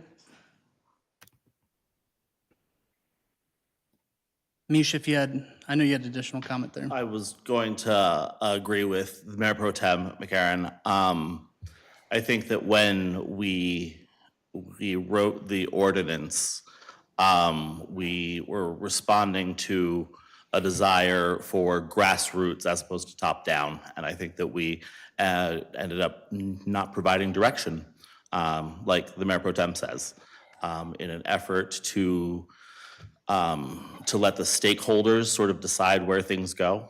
And it turns out that without that direction from the city, that it went nowhere. And so as disappointing as it is to see the sort of the ordinance that I feel like I did a lot of work on with Attorney Gullo repealed, I think that it is insufficient to achieve, the goals of Main Street America or of the priorities of the Mayor and Council. I disagree with that statement, and the city shouldn't be setting this direction. The program sets goals and direction for what they want to see, and what they're and really provides the structure. The structure is already there. The problem is that we've introduced our own and have kind of built a mini bureaucracy around it to the point where nothing gets done. We shouldn't be setting, if this is truly grassroots, the direction should come from the businesses, should come from the interested parties. It shouldn't come from the city. We shouldn't be creating this top-down bureaucracy that says, well, we're going to fix this by having sidewalk chalk on second Saturdays. Not that I'm insulting the program. I'm just saying that to say that kind of a thing is going to fix the problem is head in the sand kind of thinking. I think that came about because nothing was moving forward. And I think that's why when we're talking about setting the boundaries and setting the guardrails here at the city. And I would agree, except that kind of came down as an edict from on high and not as, hey, how about we do this? Because I don't ever recall that being something that was discussed in a meeting and brought up and suggested. That kind of came down. But I will say it's one of the only events that I've seen besides. Well, it's the only thing that's been planned. That has, and that's what I'm saying is that we retried the grassroots. We tried hey, free reign. This is your committee. Make of it what you will. I don't think that ever actually happened. I don't think that they ever, it's like they gathered up. I mean, you're talking about an organization that was appointed in December of 2022 and met once in early 23 and then didn't meet again for 8 or 9 months. And so where's the responsibility for that? And then when they did finally meet and said, oh yeah, we better go do it, they just started trying to do things without having set that set that structure up on the internally first. And I think And, that's what I've, we're and I've saying. said that before. I've said that sitting right here before, that, you know, that they seem like they put their carts out in front of their horses and tried to head off and get things done, and everybody went like scattered like, you know, bugs when you turn on the light. I think you're actually stating why we're saying that we should put those guardrails in. So it keeps them in that lane. We're not trying to set their ultimate vision of where they need to go or anything like that. We're just providing the foundation of, hey, move, just move. And I'm not necessarily disagreeing that we shouldn't provide them with a solid foundation. I think that's, you know, that's part and parcel of it. But I think that we shouldn't try to do this in a vacuum. I think that we need to bring in, you know, the folks from DHCD and let's talk about what the program should be and what it should be doing. But in the meantime, let's not, there's nothing to be gained by continuing with the program as it is. I agree. And that, again, I think when we, under the recommendation, if council does it on the repeal and the ordinance, I do agree. I think we should bring people in that know the overall arcane foundation of what a Main Street program should be. And that should be a conversation with our economic development director. And that should be a conversation with council as well. And I think council should be involved with the economic development director in crafting the new Main Street ordinance that also provides the bylaws that are already in place for those guardrails so they can move forward. But that is just my recommendation. I know I've talked with Jim about it. I know Jim's talked with Attorney Gullo about it. And I'm sure is there anything in particular you want tonight, Jim, in regards to it all? We can certainly, make a decision Monday night. I can't imagine that there's not going to be significant public comment at the end of the meeting on the topic, so we need to listen to that. And, it certainly is not my intent to, throw anybody under the bus in a public meeting or in general. But I think we can all agree that what we have now is not working. And to be frank, I think there's blame to go around on all parties, but that's not, I want to try to figure out how to make something work. And, I think could the city have done a better job in some areas? Absolutely. But I also think that, there are, and we have an agenda item coming up, Taneytown record discussion. And just to use this maybe as an example of how things can kind of get off track. So the code that we adopted under that short list of things that we wanted the Main Street Advisory Board to incorporate into their operating procedures was a schedule of publication for the Taneytown record. That has kind of somehow morphed into a much larger discussion about who controls the Taneytown record. Should there be a Taneytown record? Should there be a magazine? Should there be a Taneytown news journal, published by someone outside of the city? And that really was not what the intent of the code, I think, was. It was just, how often should we publish it? But there were, that had sort of blown up into a much larger discussion about what Main Street wanted to do with that publication. And that really wasn't the intent of what was in the code, I think. But it became a very large issue that, even this evening it came up. And it really didn't need to be, I guess. So I think there have been, some battles fought that maybe really didn't need to be waged. But again, I think we all fell short in this effort. Well, and here again, we'll, and we can, that's another item down on the agenda to talk about it. And I don't want to jump the agenda, except to say that, in February and March of this year, a plan was authored. I don't know who has seen this plan. I know that it went to members of the board. I don't know how far it got beyond that.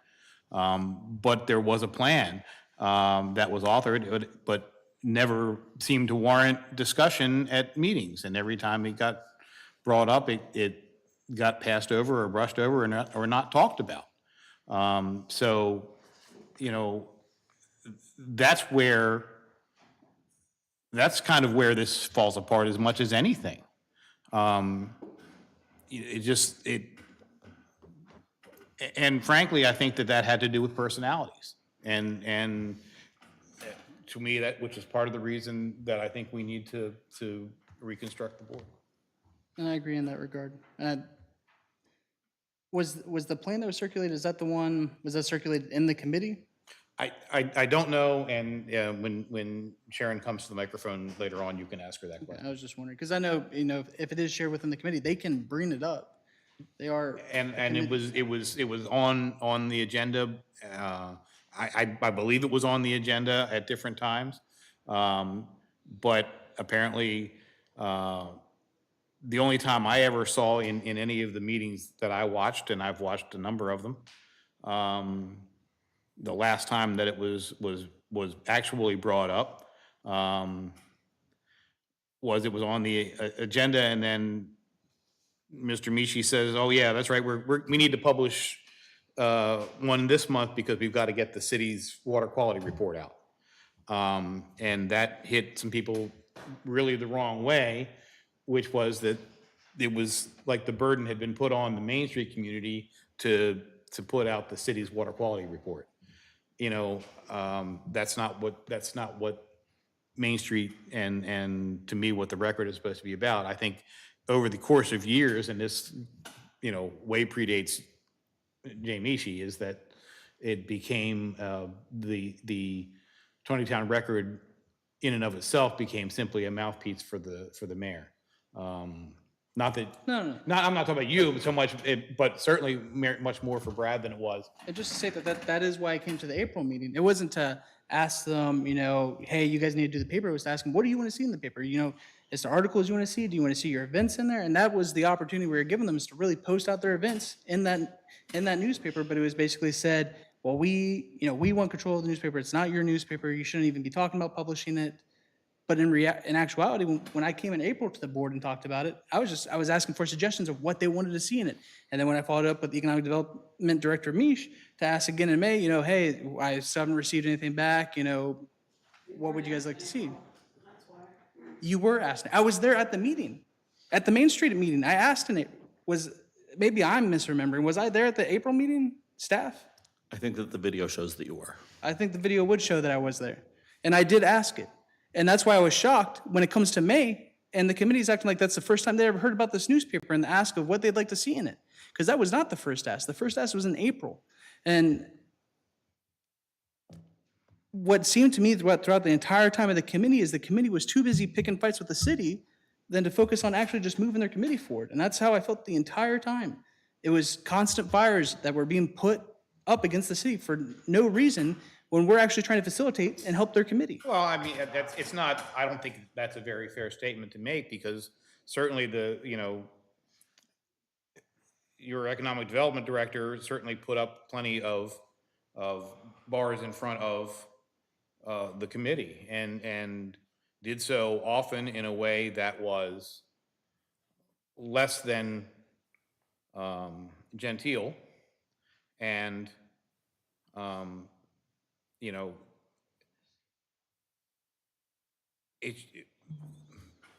I would just say that that's a two-way street, and it has always been a two-way street, which is why I think that any reconstruction needs to include a different Main Street manager, because I believe that if you go back and because it's human nature, Jay, I'm not picking on you particularly, but people will go back to what they were doing, and I think that that's the wrong approach. But the problem I'll iterate is that they weren't just attacking the Main Street manager. They weren't just unhappy with him. They started attacking volunteers. They started attacking people who When weren't you even say part of this that, whole what process. volunteers, who are you talking about? There was, I'm not going to go into too much, but it was a Facebook argument. I shouldn't even say really an argument, but hey, you didn't advertise my event. Where were you at this event? And that's That was a subcommittee volunteer that they were talking to. Well- And that's the thing we need for our committees is volunteers. I don't Well, know. but again, that argument probably stemmed from a lack of communication within the board and between the board and the Main Street manager. I don't think that you would disagree that communication has been an issue. Jay, would you? I didn't know that needed a response. I don't disagree that communication's been an issue.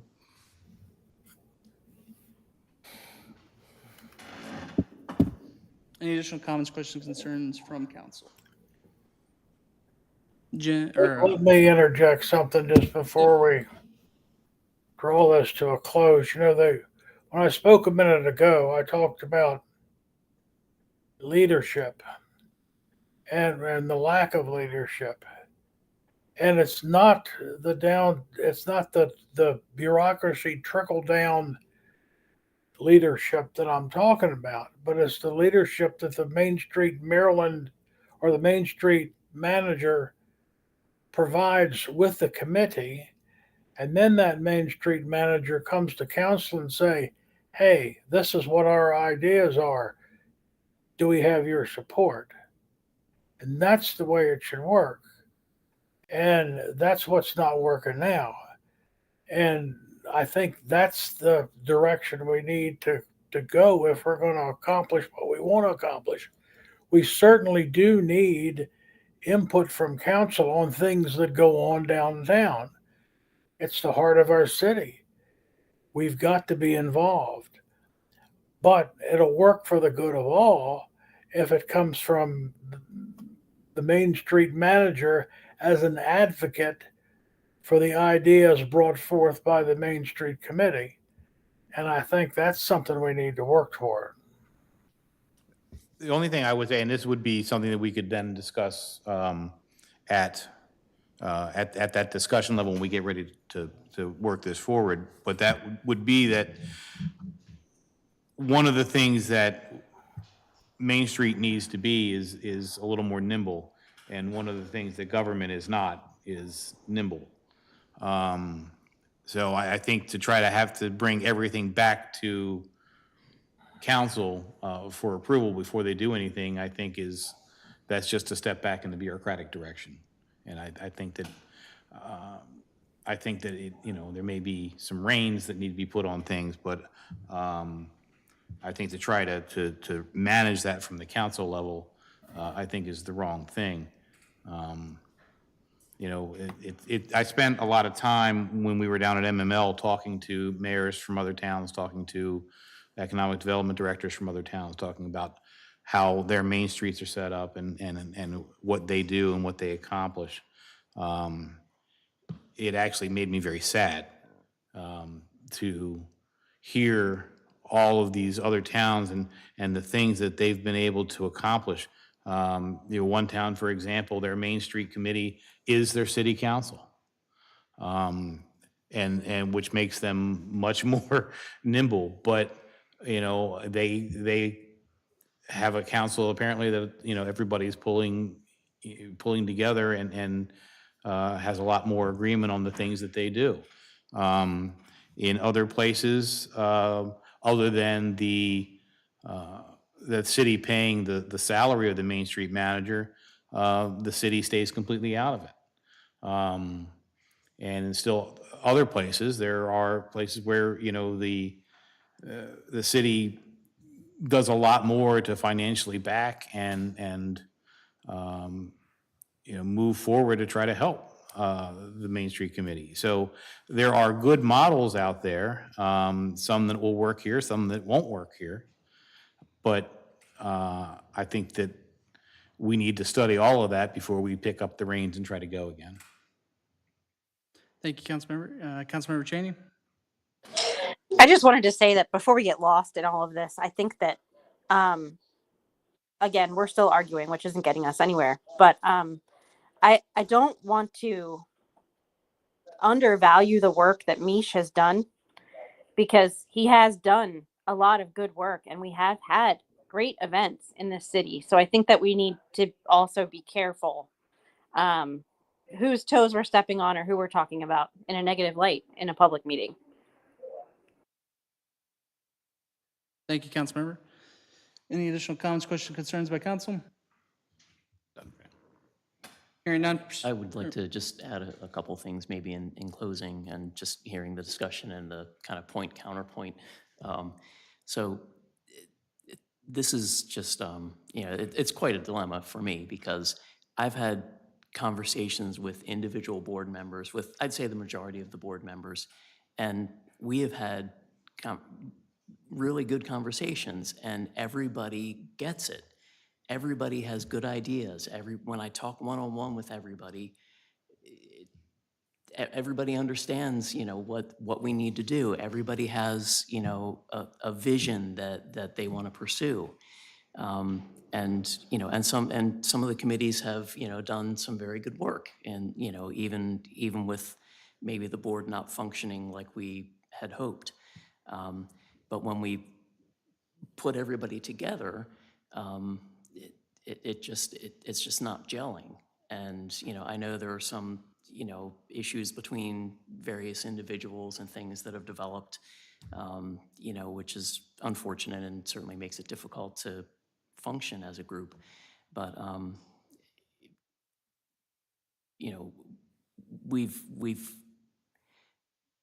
the people are, I guess, everybody's got, some really strong ideas and, I don't know what we can do, but at the same time, I'm hearing feedback that, the roles haven't been, defined or the rules aren't in place, so, there's hesitation to move forward. But then I'm also hearing that the city needs to back off and not be heavy-handed in it. And, so really, from my perspective, I don't know what to tell Mish to do because I'm hearing kind of conflicting perspectives on things. I'm hearing the city needs to relinquish control, get your hands out of it to, let the board get to work. But then I'm also hearing, I don't know quite what my role is. And I really don't know, I'm really torn on this because I think, if we dictate everything, we're setting up a situation where, if we do, and we had conversations about this years ago before we adopted the code.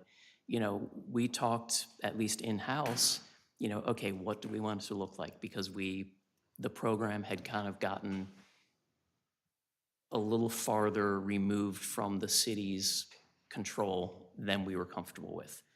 There were questions about things running through, that we didn't have the direct accounting through our accounting system because of the finances being through the community foundation, and that, we as a city didn't have the, detail in-house on everything. And, and there were questions about, should the meetings be open to the public or not, and it's like, well, it's not a city-appointed board, and we went back and forth on that. And in all those discussions leading up to the adoption of the chapter, it was, do we go the grassroots way, or do we do, as was mentioned, that some other towns do we just make the board, our elected officials? And, we opted to try to go the grassroots way. I think you Which kind I of think ended up with is what the program really is supposed to be. And I think you ended up with kind of a hybrid that didn't put you in either place, and I Yeah, think that that's yeah. part of the problem. And you talk about the finances, and I hadn't really gone down that road very hard, but there are a lot of people out there who think that the Main Street finances have been used as a city slush fund. And absent anything concrete to tell people to the contrary, that belief is going to pervade. So, it shouldn't be this hard to try to do public good, and especially as a volunteer. Yeah. Volunteers should never feel like they've been insulted. They shouldn't feel like their opinions are don't matter, or that their work is not valued. And I think that we have come to a place where that's what's happened, and we can't move forward that way. So, all right, I'm now done. I've said enough. Additional comments, questions, concerns from council? Hearing none, I'm proceeding forward. Approval of special event permit, St. Joseph's Catholic Church, Catholic Mass and Picnic, September 21st, 2024 at Memorial Park. Comments, questions, concerns from council? Sounds lovely.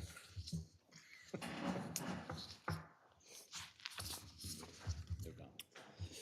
Hearing none, proceeding forward, Taneytown record discussion. Jim, would you like to lead us off? Okay, so there's been a lot of discussion about this, and certainly it's been swirling in and out of Main Street conversation as well. So as you know, we haven't published a Taneytown record for many months. It had been previously, the role of the Economic Development Director to put the Taneytown record out several times a year. And the content has varied. We've had thin issues, we've had thick issues. We've gone from paying someone to do the layout to Director Mishi doing the layout in-house. But the paper was initially created as under the Main Street purview. There was a volunteer that offered to basically be the editor, and then Design Associates here on the square did the layout and the printing of it. And that didn't last terribly long, and then we started to pay the person who previously had volunteered, and ultimately Design Associates took over kind of that role of assembling it and kind of coordinating things along with the Economic Development Director. The way it was structured, Main Street businesses were given I believe, a quarter page, a certain size ad for free in the Taneytown record. Other businesses that wanted to advertise had to pay for it. The revenue generated through that advertising was funneled into the Main Street program. So on the surface, that looked like it was a very good fundraiser for Main Street, and it really was. But we weren't doing a full accounting of the costs of producing it. So we never really factored in the Economic Development Director's time, whether it was Nancy McCormick years ago or Jamie Ishii now, the number of hours that they would spend trying to get the content, tracking down, hey, Mr. Mayor, the deadline was yesterday for your, from the mayor's office, and trying to sell ads and then bill for ads. A lot of time and effort went into it.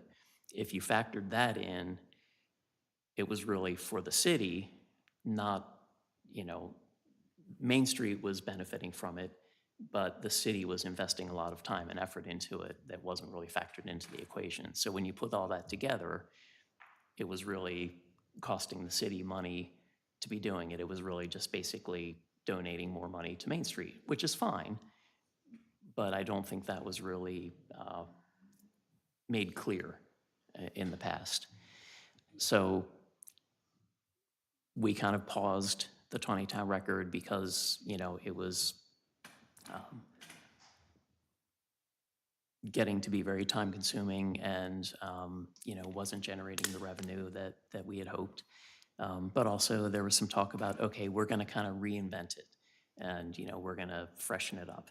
And, I think we may have put out one or two issues, since we said, okay, we're gonna change it up a little bit.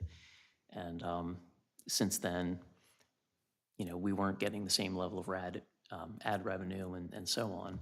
So we ceased publishing it.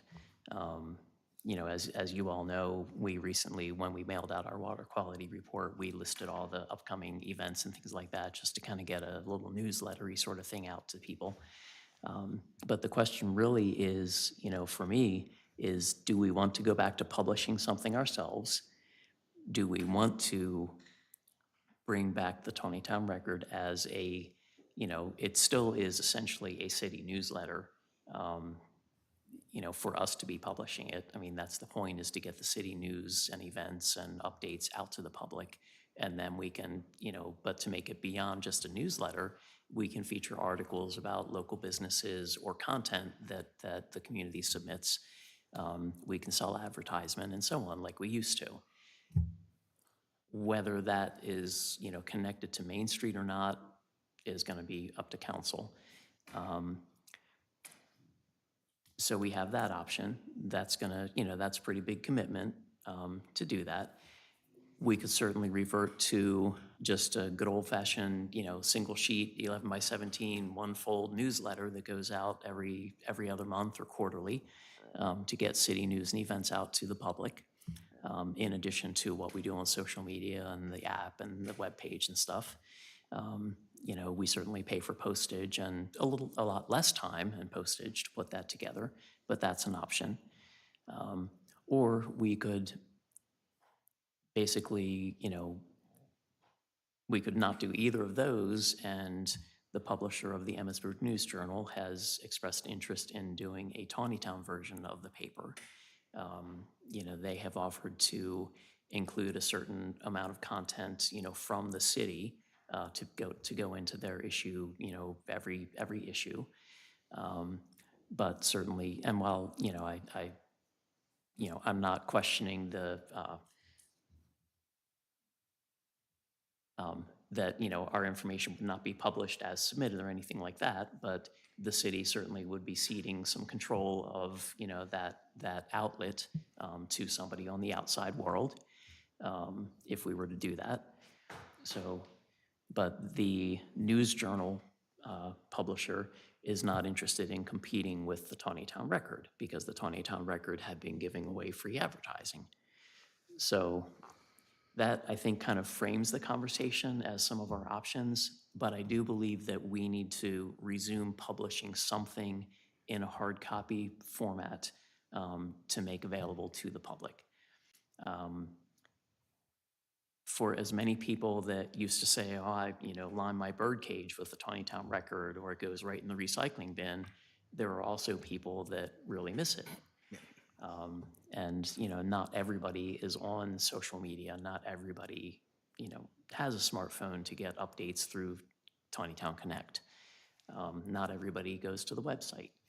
Some people still like that good old-fashioned piece of paper. And I think by stopping that, we've, created a void in the community that I would like to fill. I agree that it did create a void, and I'm one of those, very short-armed people that likes to have a piece of paper in front of me, as opposed to looking at it on a phone or on a computer screen, although those are not bad ways of getting information. But I think one of the things that you've hit on, one of the tenets in the agreement, the Main Street agreement, is that for cities over 5,000 people, that the Main Street manager is essentially a full-time job, and this is part of it. Being able to put those kinds of publications out, to do all of those things. From my understanding, this is not, Mr. Mishi's full-time job. He has other responsibilities. He has other interests. I know, in conversations that we've had that,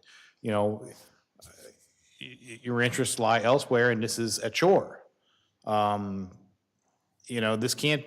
has to be a labor of love, and this has to be something that you're committed to doing in terms of being the Main Street manager. It can't be a side job or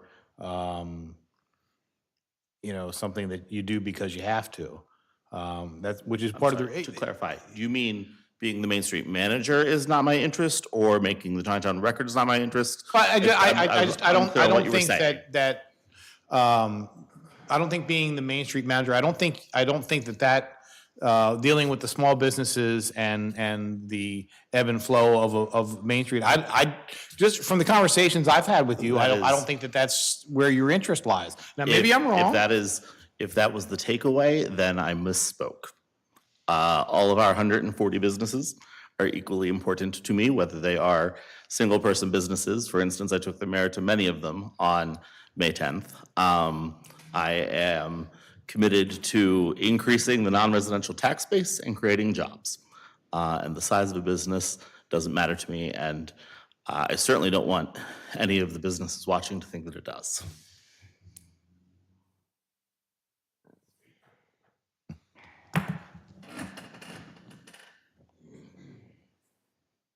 Do you have anything else, Councilman? I will let the small businesses that are here speak to that themselves. Taneytown record discussion. I will say, again, I've said this before, I don't believe it's appropriate for the government to basically put out a newspaper. I believe a newsletter is kind of our obligation, which is to make people aware of events, the happenings of the city, but news should be left to people, journalists. Right, news that, I mean, what was reporters. published was never the news, it Yeah. was, And it let- was. I'll tell you, right. that's what people wanted to frame it as. That's what people wanted was news from it. And again, that was the ask that I was getting from the general public. And I don't feel comfortable with the government being the one who provides that for them. That should be, again, either a public, another agree public about that. entity, another private entity, but it should not be the city government doing that. But I do believe a newsletter is appropriate with the events. There And I think that was, the two can be combined. I don't necessarily think that they are mutually exclusive. But I think it can be a cooperative effort, and I think maybe it should be. We shouldn't. I don't agree. So, but again, that's, and that may be part of the mechanism of how funding may work out for it, you know what I mean? Instead of money that you would spend putting out that newsletter, maybe that is funding that ends up going back to Main Street for them to do it as part of what they do. These are all things that could be discussed in a restructuring. I guess, additional detail that predates some of the folks sitting up here. And there's been discussion about the Taneytown record. There have been people that have approached the city saying, well, where are the letters to the editor? Where, who vets the facts, and wanting to see it actually be more of a newspaper. And at the time, I recall the city was actually a little hesitant to say, well, it's not a newspaper, it's a newsletter. It's, news of the city. Because people had sort of, I don't know, I guess considered it over time, to be a local newspaper. And there was, criticism that, hey, where are the letters to the editor? How come I can't put my thing in there? And so on. And, there was actually some hesitation, I think, at the time to say, well, it's not a newspaper. It's the city's newsletter. It's a very robust newsletter, but it's news and stuff that the city wants to put out. But again, I think it, is above and beyond what's typically expected of a city or a town to put out. Yeah, especially if you look at what the I other mean, towns. and it was a nice product for a very long time, but it took a lot of time and effort and, of course, cost associated with it to do it. Additional comments, questions, concerns by council members? We'll probably just look for a consensus on what direction to go Monday, right? May I say, I'm so sorry, Mr. Manager, Mr. Mayor, may I say one more thing? After the present mayor and council took office, at some point, I began to put in bold in my economic development report the businesses that I visited that weren't in Main Street. And I can go back and check, but I believe that at one point, somebody on the council expressed concern that I was doing all of my business calls for Main Street businesses. And that's why I began bolding the ones that weren't in Main Street. So we can certainly go back and find out whose concern was that I was spending all my time on Main Street businesses. Our point, but my point about what I said a few minutes ago, Jay, is that you have other duties and other interests and other things that you work on, that this is not your full-time vocation. Main Street is not your full-time vocation. And the intent of the program is for a city our size, that it be a full-time vocation for someone. And that's. But that doesn't have anything to do with the paper. I guess No, that's where but I'm very confused. well, it because does in a nowhere- sense. Well, no, wait. Nowhere on here does it say that Main Street should be putting out a paper. So I think this is a completely separate discussion. This is about what do we as a city want to do to get the information out so that the Main Street can do something completely separate that serves their purpose. We're just looking for a way to put the news and information out there for the people who have been missing it since the last one in December or and the open-ended areas between. They don't care about the ins and outs of the Main Street Committee. They just want to know, phone numbers of who to reach and what the calendar says and when this is going to happen and what the water report says. They want that information, and that's what they're reaching out and saying to us. So let's figure out what we're going to do with our information, and then we can let Main Street, once we figure that out, figure out how they want to get out their information. It's two completely separate things. And I agree with Councilmember Fuller, it is two separate things. Main Street, if they want to go down that, if they go down that, route, they can. But we as a city, we have to figure out what we're going to put out. And that's what the city manager is also asking us is, he wants to start getting something out. Again, if you were to ask me, my suggestion is a newsletter that gets out our events, basic information. But if any other council members have any other ideas, suggestions on what this should look like going forward on the city's end.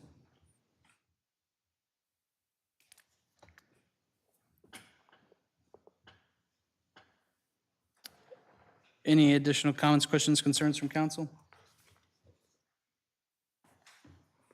Hearing none, proceeding to public comment pertaining to agenda items. All you. Paul Cluth.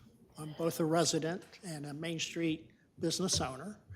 And you've heard me speak at different sessions and Main Street board meetings. I really just wanted to make a general statement.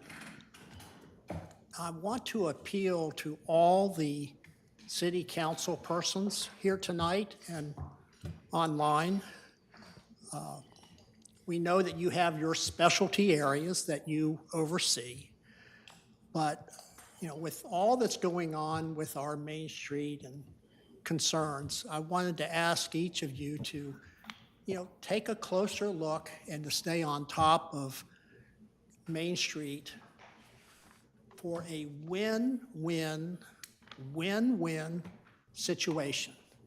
We have the opportunity to really move the city forward, for the benefit of all businesses in Taneytown.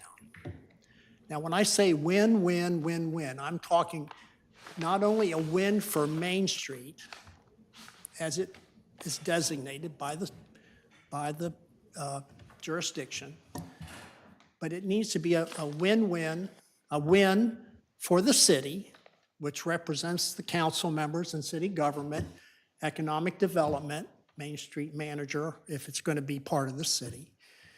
The third win needs to be for the citizens of Taneytown, the residents.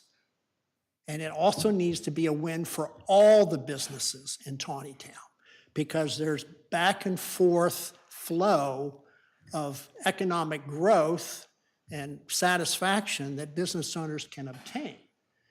So I want you to look at this from a standpoint, full court press. Let's make Main Street and economic development churn like some of the other departments. Now, I want to compliment some of the other departments within the city.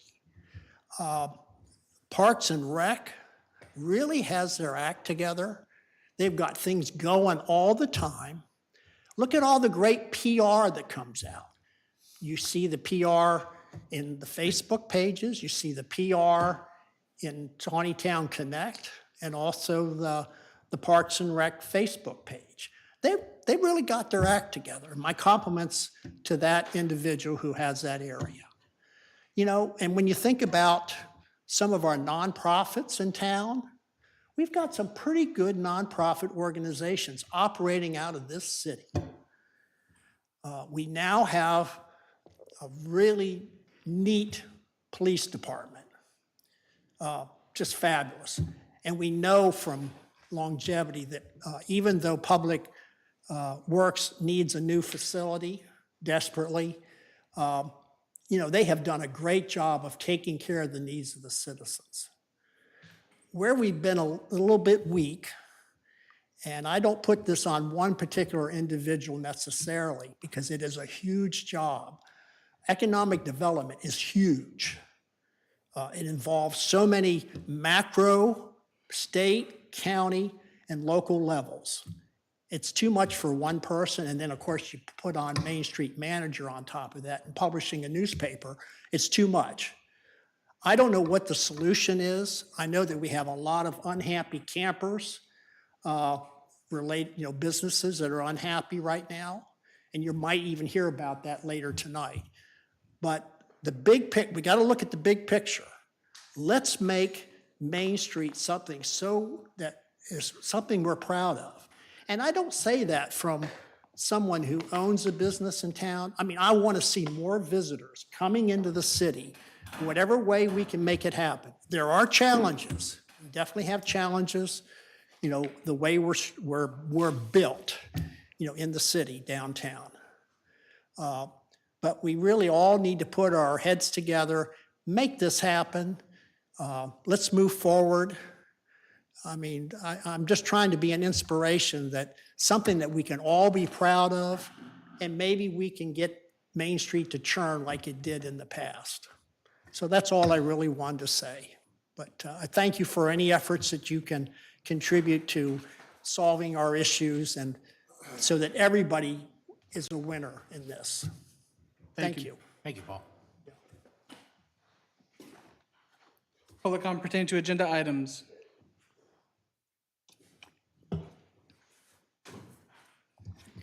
Sharon Tillman, Main Street business owner, Main Street board member currently, at least for the next, 48 hours or so.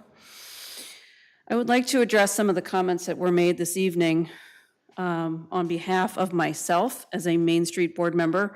I have been told by the Main Street chair that we're not allowed to speak on behalf of the entire board, so I will speak for myself. We've consistently asked for recent historical data on the financial implications of this board. We've been asked for income and expense accounts information, and have not received any type of balance sheets, any type of information that would help us to plan for the future. It's very difficult to plan for the future when you don't know what's happened in the past.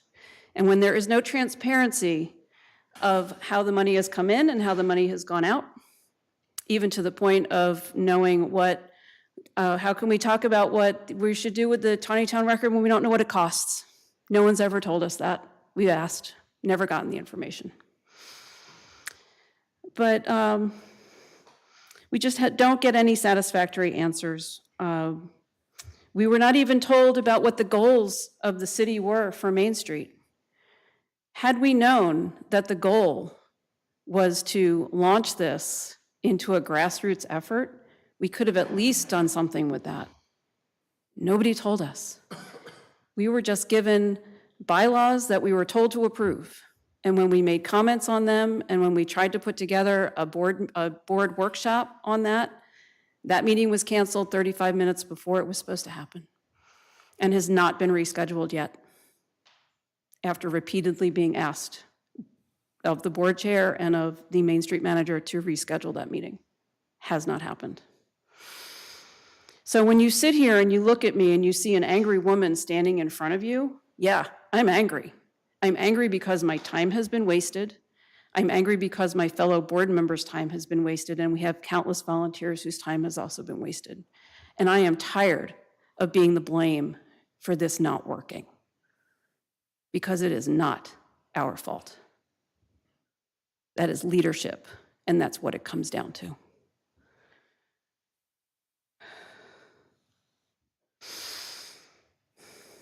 So I go back to that financial data. Our ongoing concerns for the transparent reporting of Main Street funds has risen to the level of grave concern. Not only does the budget data provide accountability, but it also provides valuable information about the success and failure of past programs and events in order for us to look forward and to move forward.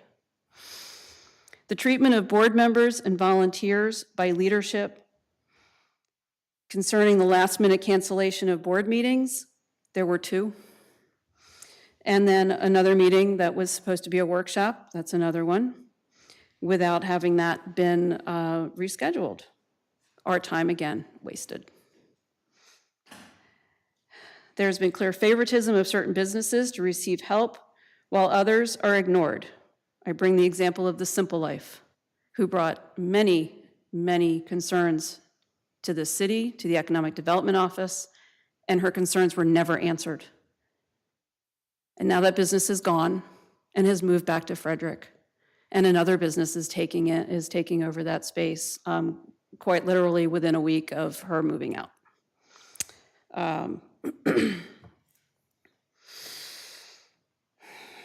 Trust. Let's talk about trust. Repeated requests have been made, but roadblocks, misinformation, and a lack of action by leadership has been the result. We've asked for workshops for 3 different agenda items, for bylaws discussion, for a budget, and for strategic planning for this board. This board wants to do strategic planning. We want to understand each other. We want to be able to move forward. I have asked in 2 different reports, I have given an outline of what a strategic planning session looks like, how it happens, how it gets facilitated, what the outcomes can be. Nothing has happened. So when you sit there and you say that this Main Street Board has done nothing, this Main Street Board has asked to do many things, and we have not been able to accomplish very many of them because we get no action from leadership. We have been left out of a meeting by the mayor and the economic development director when the Maryland Municipal League delegation was in town in the spring. Nobody was invited to that, and we could have talked to them about how their main streets are run and what they do and how we can get involved more and how we can get more information. Nobody knew about that meeting. Last summer, the Main Street manager, met with the director of the Main Street Maryland program. None of us knew. Nobody was invited to that meeting either. And in a statement to a council member, she stated the fact that she was really surprised that no one else showed up to that meeting because none of us were invited. Nobody knew that she was in town. That was last summer. And recently, we found out that there's an online training program that I've now registered for and other members of this board have registered for that is happening tomorrow at 11:30 a.m. All it would have taken was an email to us all saying, hey, this is available. Go sign up if you can. Great, thank you. But it didn't happen that way. There's also, I don't know if anybody's aware of this October in Frederick, Maryland is the Main Street annual meeting. And we could all go. That's assuming that we're all still Main Street board members. But that wasn't disseminated to us either. So in closing, I would just like to say that you talk about giving us guardrails and giving us bylaws. How about you give us the leave to do the work that we're intended to do? How about you give us the opportunity to be the grassroots organization that we're supposed to be and get some things done to improve this community and improve this downtown and bring businesses and create an environment in which investors and businesses and residents want to be and live and shop and come. Let's try that for a change. Thank you. Thank you. Next up for public comment pertaining to agenda items.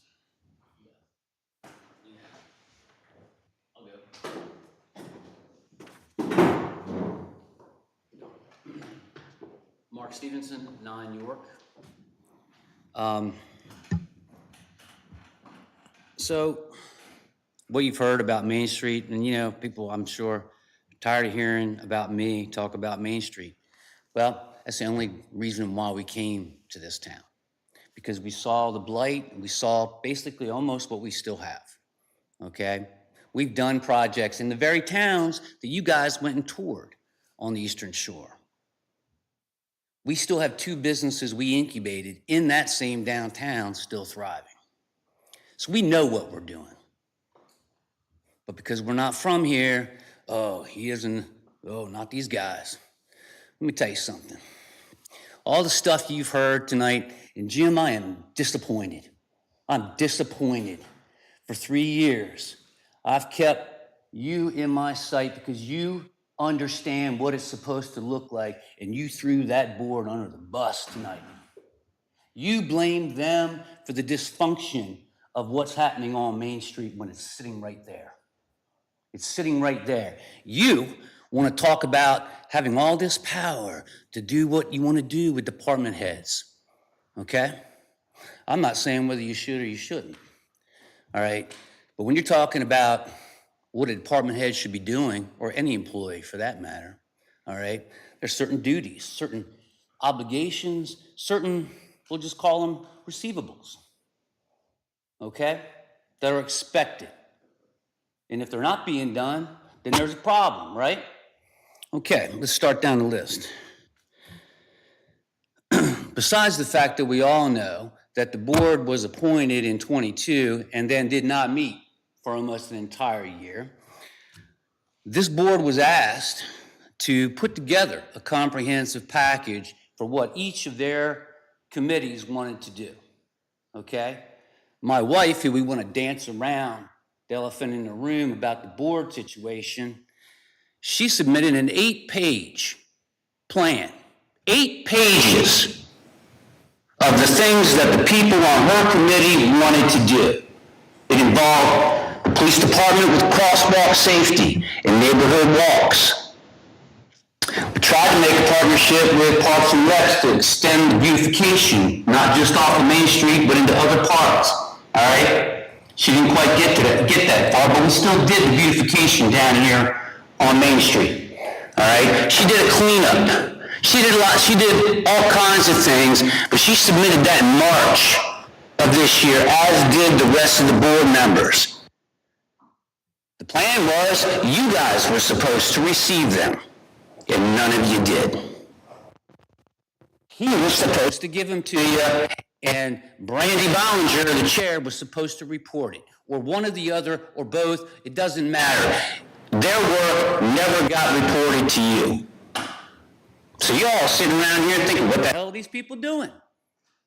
All right, they're putting time and effort into improving the community, and they are volunteers.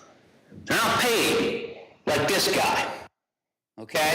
And they are delivering on their stuff. Main Street website, still not done.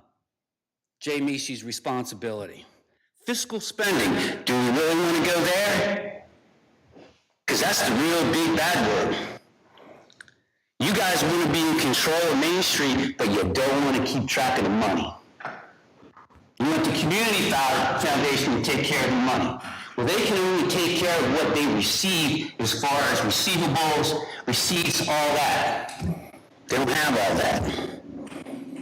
Whether you consider the Main Street Board an active board or an advisory board, they still need to know where the money is coming in and where it's going out. And month after month after month, they never get that information. Never. Since the last time it was a hot topic, they got one little credit card statement. But it wasn't even complete. It was like three things. It only counted the stuff that went through the community foundation, not all of the little debits that went on. No statements. They don't see anything. Right? And man, it really bothers me that you want a Monday morning quarterback this stuff. Okay? And you're carrying his water. You're carrying his water. And I'm not saying that you shouldn't defend him as your city employee. And I've never come out publicly against him until now. Until now. Because it's 3 years and we're still dealing with this.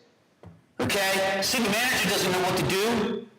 Because you guys make up all the rules as you go. Who's in charge of Jay? What do we do?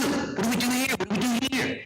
So I understand why I'm disappointed that he threw this board under the bus. I do also understand that he doesn't know what to do because you guys don't make it clear.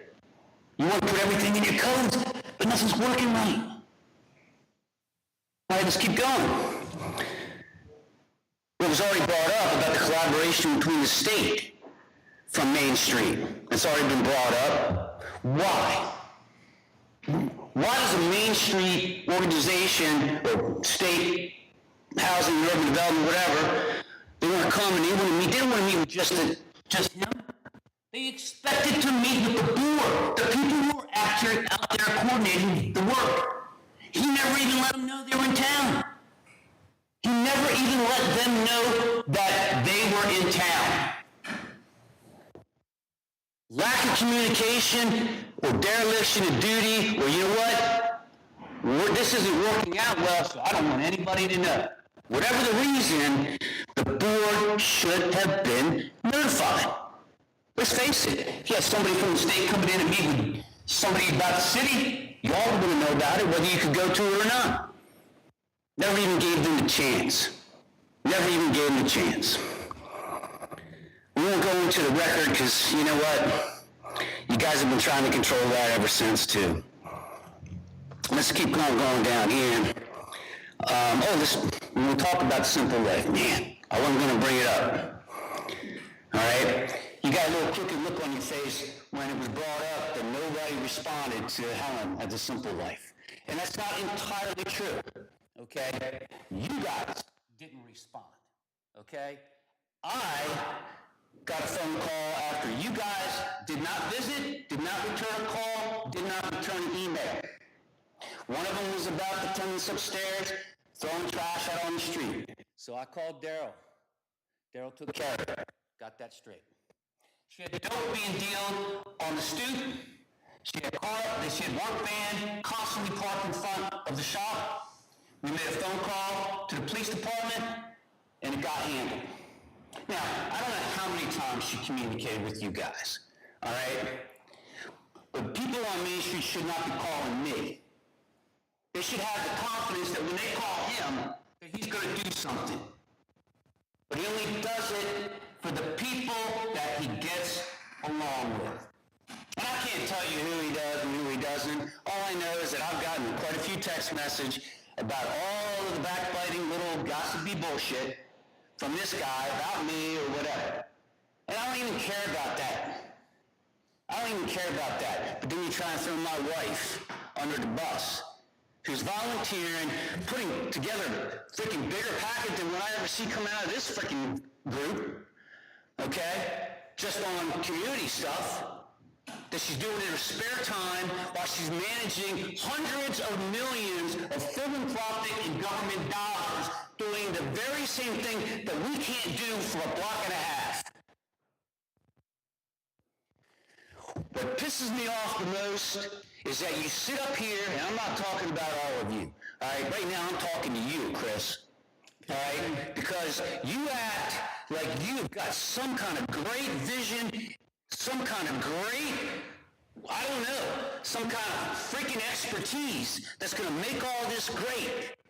But all you're doing is exactly the opposite of what you said you were about. You're about the people. You're all about the people. All right, but yet you get on a Facebook thread and disparage an open conversation that hasn't even happened yet from another nonprofit that wants to talk about a bypass.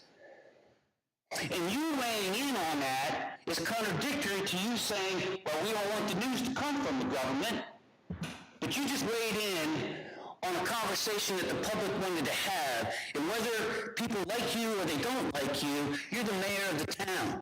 So your words have weight. So weighing in on what's going on in the public would probably fall under something the mayor should do. No, you don't disparage public conversation, public comment. If citizens want to get together and talk about something, what do you care? If you're interested in it, then show up and say your piece. You don't go out there and try to kill the idea before it even gets going. You make your case to the people, not on Facebook, man, before it even happened. I mean, you want to change all the rules.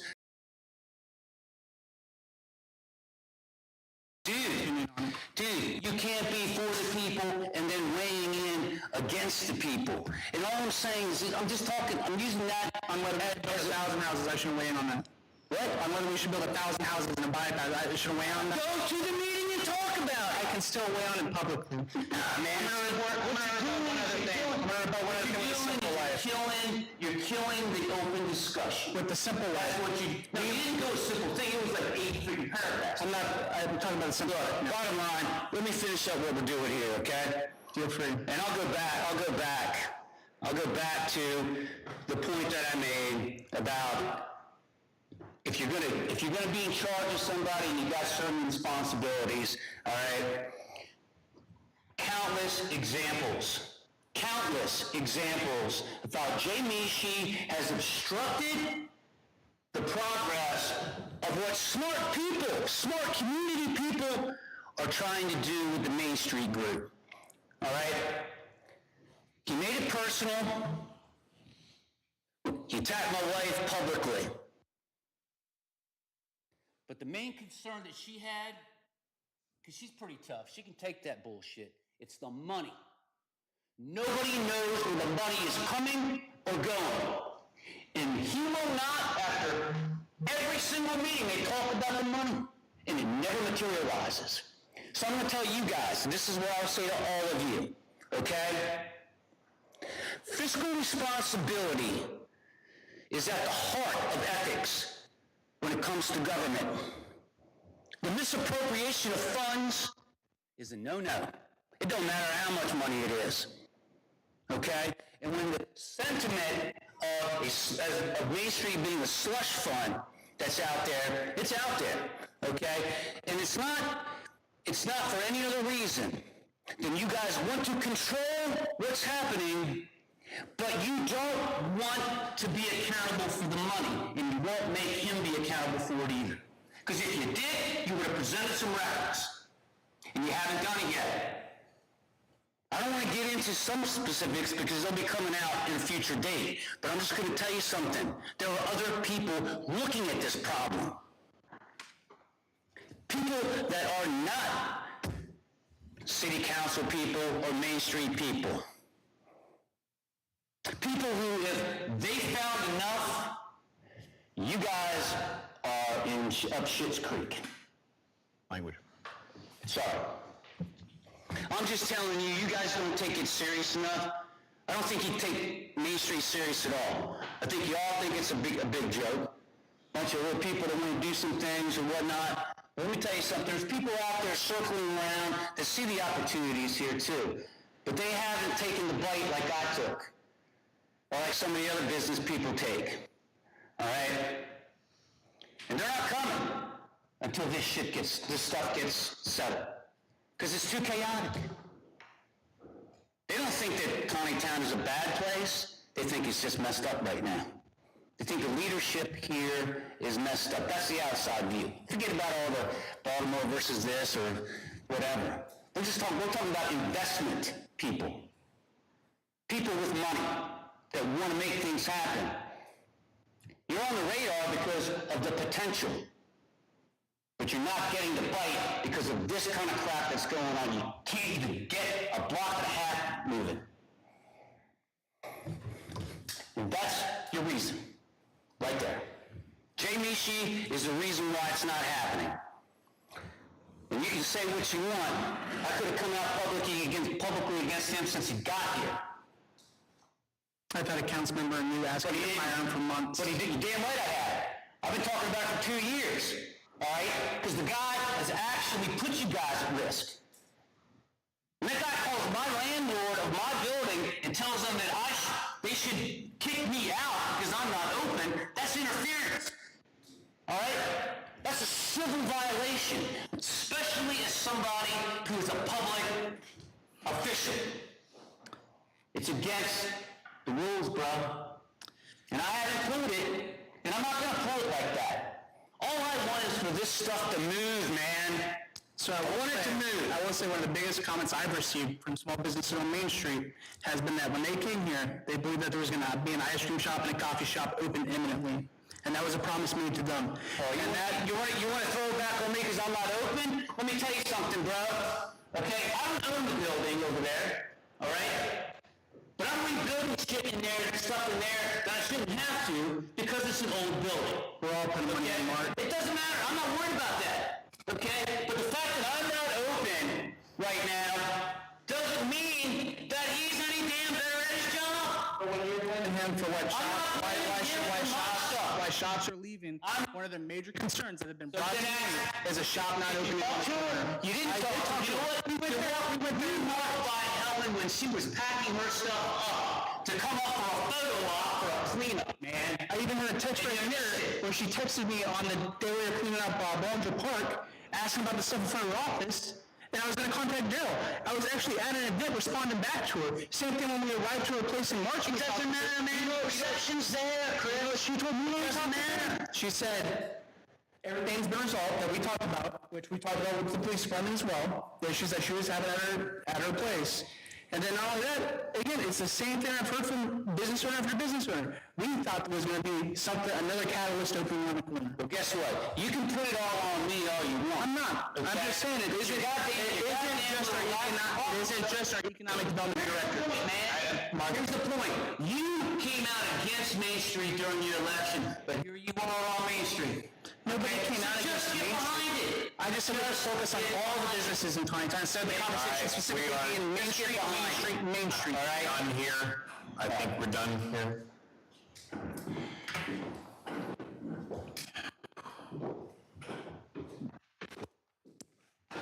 Jim, have we received anything from the state stating that there's something wrong with the finances on Main Street? No. Have we asked them if everything's okay so far with the Main Street program? I know, who did we ask a while back and they said, everything kind of checks out so far? The reporting has been submitted. The reporting's very broad. Very broad. Why haven't we gotten those reports as a board? No, none of them, sure. Why is that so hard? Why is it so hard to be transparent to the very people that you put on the board? If you want to talk, please come to the podium. If you want to talk, please come to the podium. It's not even worth it anymore. I'm Bethany. I own Washington Taneytown. I am the chairperson of the organization committee. I read through the piles of garbage and financial information that was sent. I built a spreadsheet for Jay to use. She said he knew how to use Excel. I explained to him how to change formulas so he could give us monthly reporting in detail. And since I did that, we have got nothing but 3 lines. Beginning fund balance, change, and ending fund balance. We have to go back. What was that $800? And if he has to well with this and this, no, I want to know what you spent the money on. I'm an accountant. That was what I did before I retired. So it's a thing called fiscal responsibility. I dealt with HUD. I dealt with federal grants every day. I went through federal grant audits, which is with HUD. And I had to account for things. Here, I mean, it's not a lot of money, but it's still, there is fiscal responsibility, and I don't see it. I have been disrespected for the past 2 months in comments that have been made at the meetings that we can't meet without Stephanie at a meeting because we're going to write over the comments and we're going to ignore them. I read the comments, I agree with them, but somebody assumed and made the comment that we are going to do that. A comment was made the last meeting. Well, I was hoping the Main Street Board would get their act together and give us some numbers for budgets. We went back through all the minutes.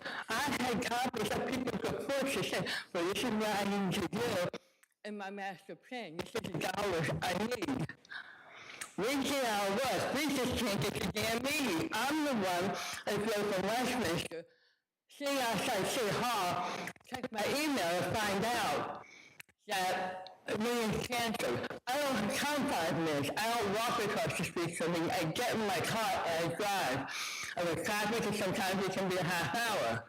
That's disrespectful to me and my time. I felt like that for months now. Nobody values anything. I figured out some issues with the Main Street financial reporting. And so I looked at it, nobody reconciled it back to see these reports. You just give them stuff and hoping they pay out of their bank account. Well, we saw where they funded Taneytown for a cemetery in Westminster. $19,000. They took it back, but nobody can explain where that $19,000 came from until we dug through some information. I was one of Chris's questions. nobody in Taneytown looked. I came in and I looked, and that's what I do. In my career, I cleaned up a lot of messes. I stayed, made ways a lot of audits. I would not be involved with this, be responsible for responding to data, because nobody can explain it to me. What was the $800 in the last report? Well, that was the flowers and the vases. We spent all that money for 6 people to come downtown and get flowers on such a Saturday. I found out the night before that I was actually handing out flowers in my store. I didn't know anything about that event. So there's no communication, there's no fiscal responsibility. It's not fair to point at us as the board that we're not doing anything. We try. I mean, I've seen people run off the board because of the way they're treated. I was left a long time ago. People treated me like that. It's been clear who they want there and who they don't. It's a lack of, there's just no leadership. And that's all I'm going to say. Thank you. Thank you. Thank you, Beth. Any additional public, Paul, or?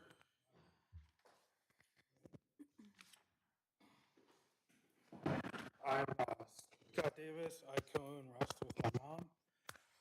And I want to give a unique perspective on this because I've been a part of the Main Street in this town for almost 14 years. And I was asked to join Main Street when I made my first investment into Taneytown with Nancy McCormick. And so we did the first flower pots, we did everything. And Main Street back then was incredibly dysfunctional because it was led top down from City Hall. Because Nancy was not given much to work with, and in a vacuum, she did what she had to do to get things done. And the previous administration didn't like that, and they kind of tore Main Street apart and wanted to rebuild it. So, I've tried to invest in 3 different businesses and still have one here. The other 2 didn't quite make it. One was an art gallery, one was a bar and restaurant. And my advice, if it does come to restructuring, how the plan of Main Street is now, is don't rule from the top, because you have a problem where historically the town has been too involved in Main Street's decisions, and those things have now tainted the current Main Street environment, even through the longevity of the whole situation. So I think that it's very wise that if you are going to start from scratch again and kind of recharter Main Street, that it is an independent Main Street manager that is not associated with the current history of the town. Because there's just so many skeletons in the closet of Main Street over the past 14 years that I know about. Between the slush fund accusations are fairly true. Like, there was some shady stuff in the past that happened. And, I know them because Nancy told them to me in confidence, but it's, its whole process has been tainted, and Main Street tries so hard to do good. I mean, I was in the meeting that approved the Christmas lights that Councilwoman Fuller wanted. So, these are all things that we've positively moved forward on Main Street, even though we've been inhibited. But this current iteration that was kind of chartered by the previous administration was targeted as a goal to take Main Street back over, and it just has not been successful.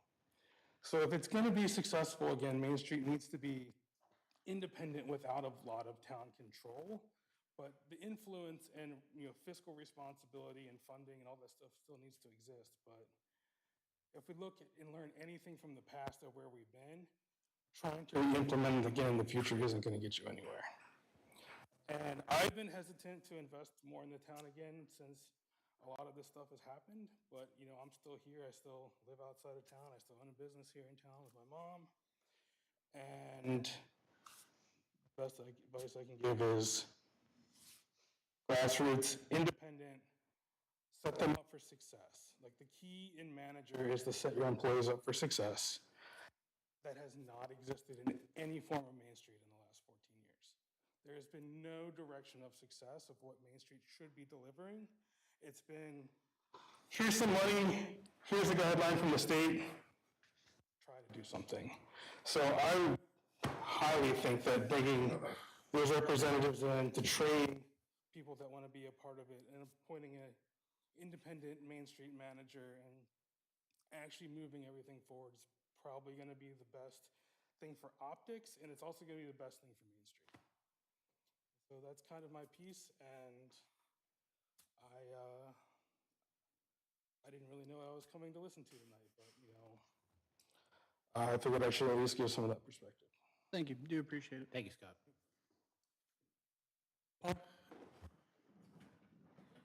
Just a short follow-up to what I said before. Think about all the successes that we've had in our city. Think about, the event of the parade and the citizens and how happy they were and what a successful event that was. And the flowers being handed out by the Main Street Committee to, the women along the parade route. Think of those good feelings and the good feelings you had when you were in the parade with the community. Think about the exciting events that have happened in the parks and the good feeling that you're getting from that. And you think about the good feeling when you go into Stonehouse Cafe and get a great sandwich or, a sweet thing that you get. Think about all these good things. Main Street, we can do a U-turn and go in the opposite direction. Don't let us lose that Main Street designation, because if you lose it, you might not ever get it back again. And it is a real asset for many of the cities in Maryland and throughout the country.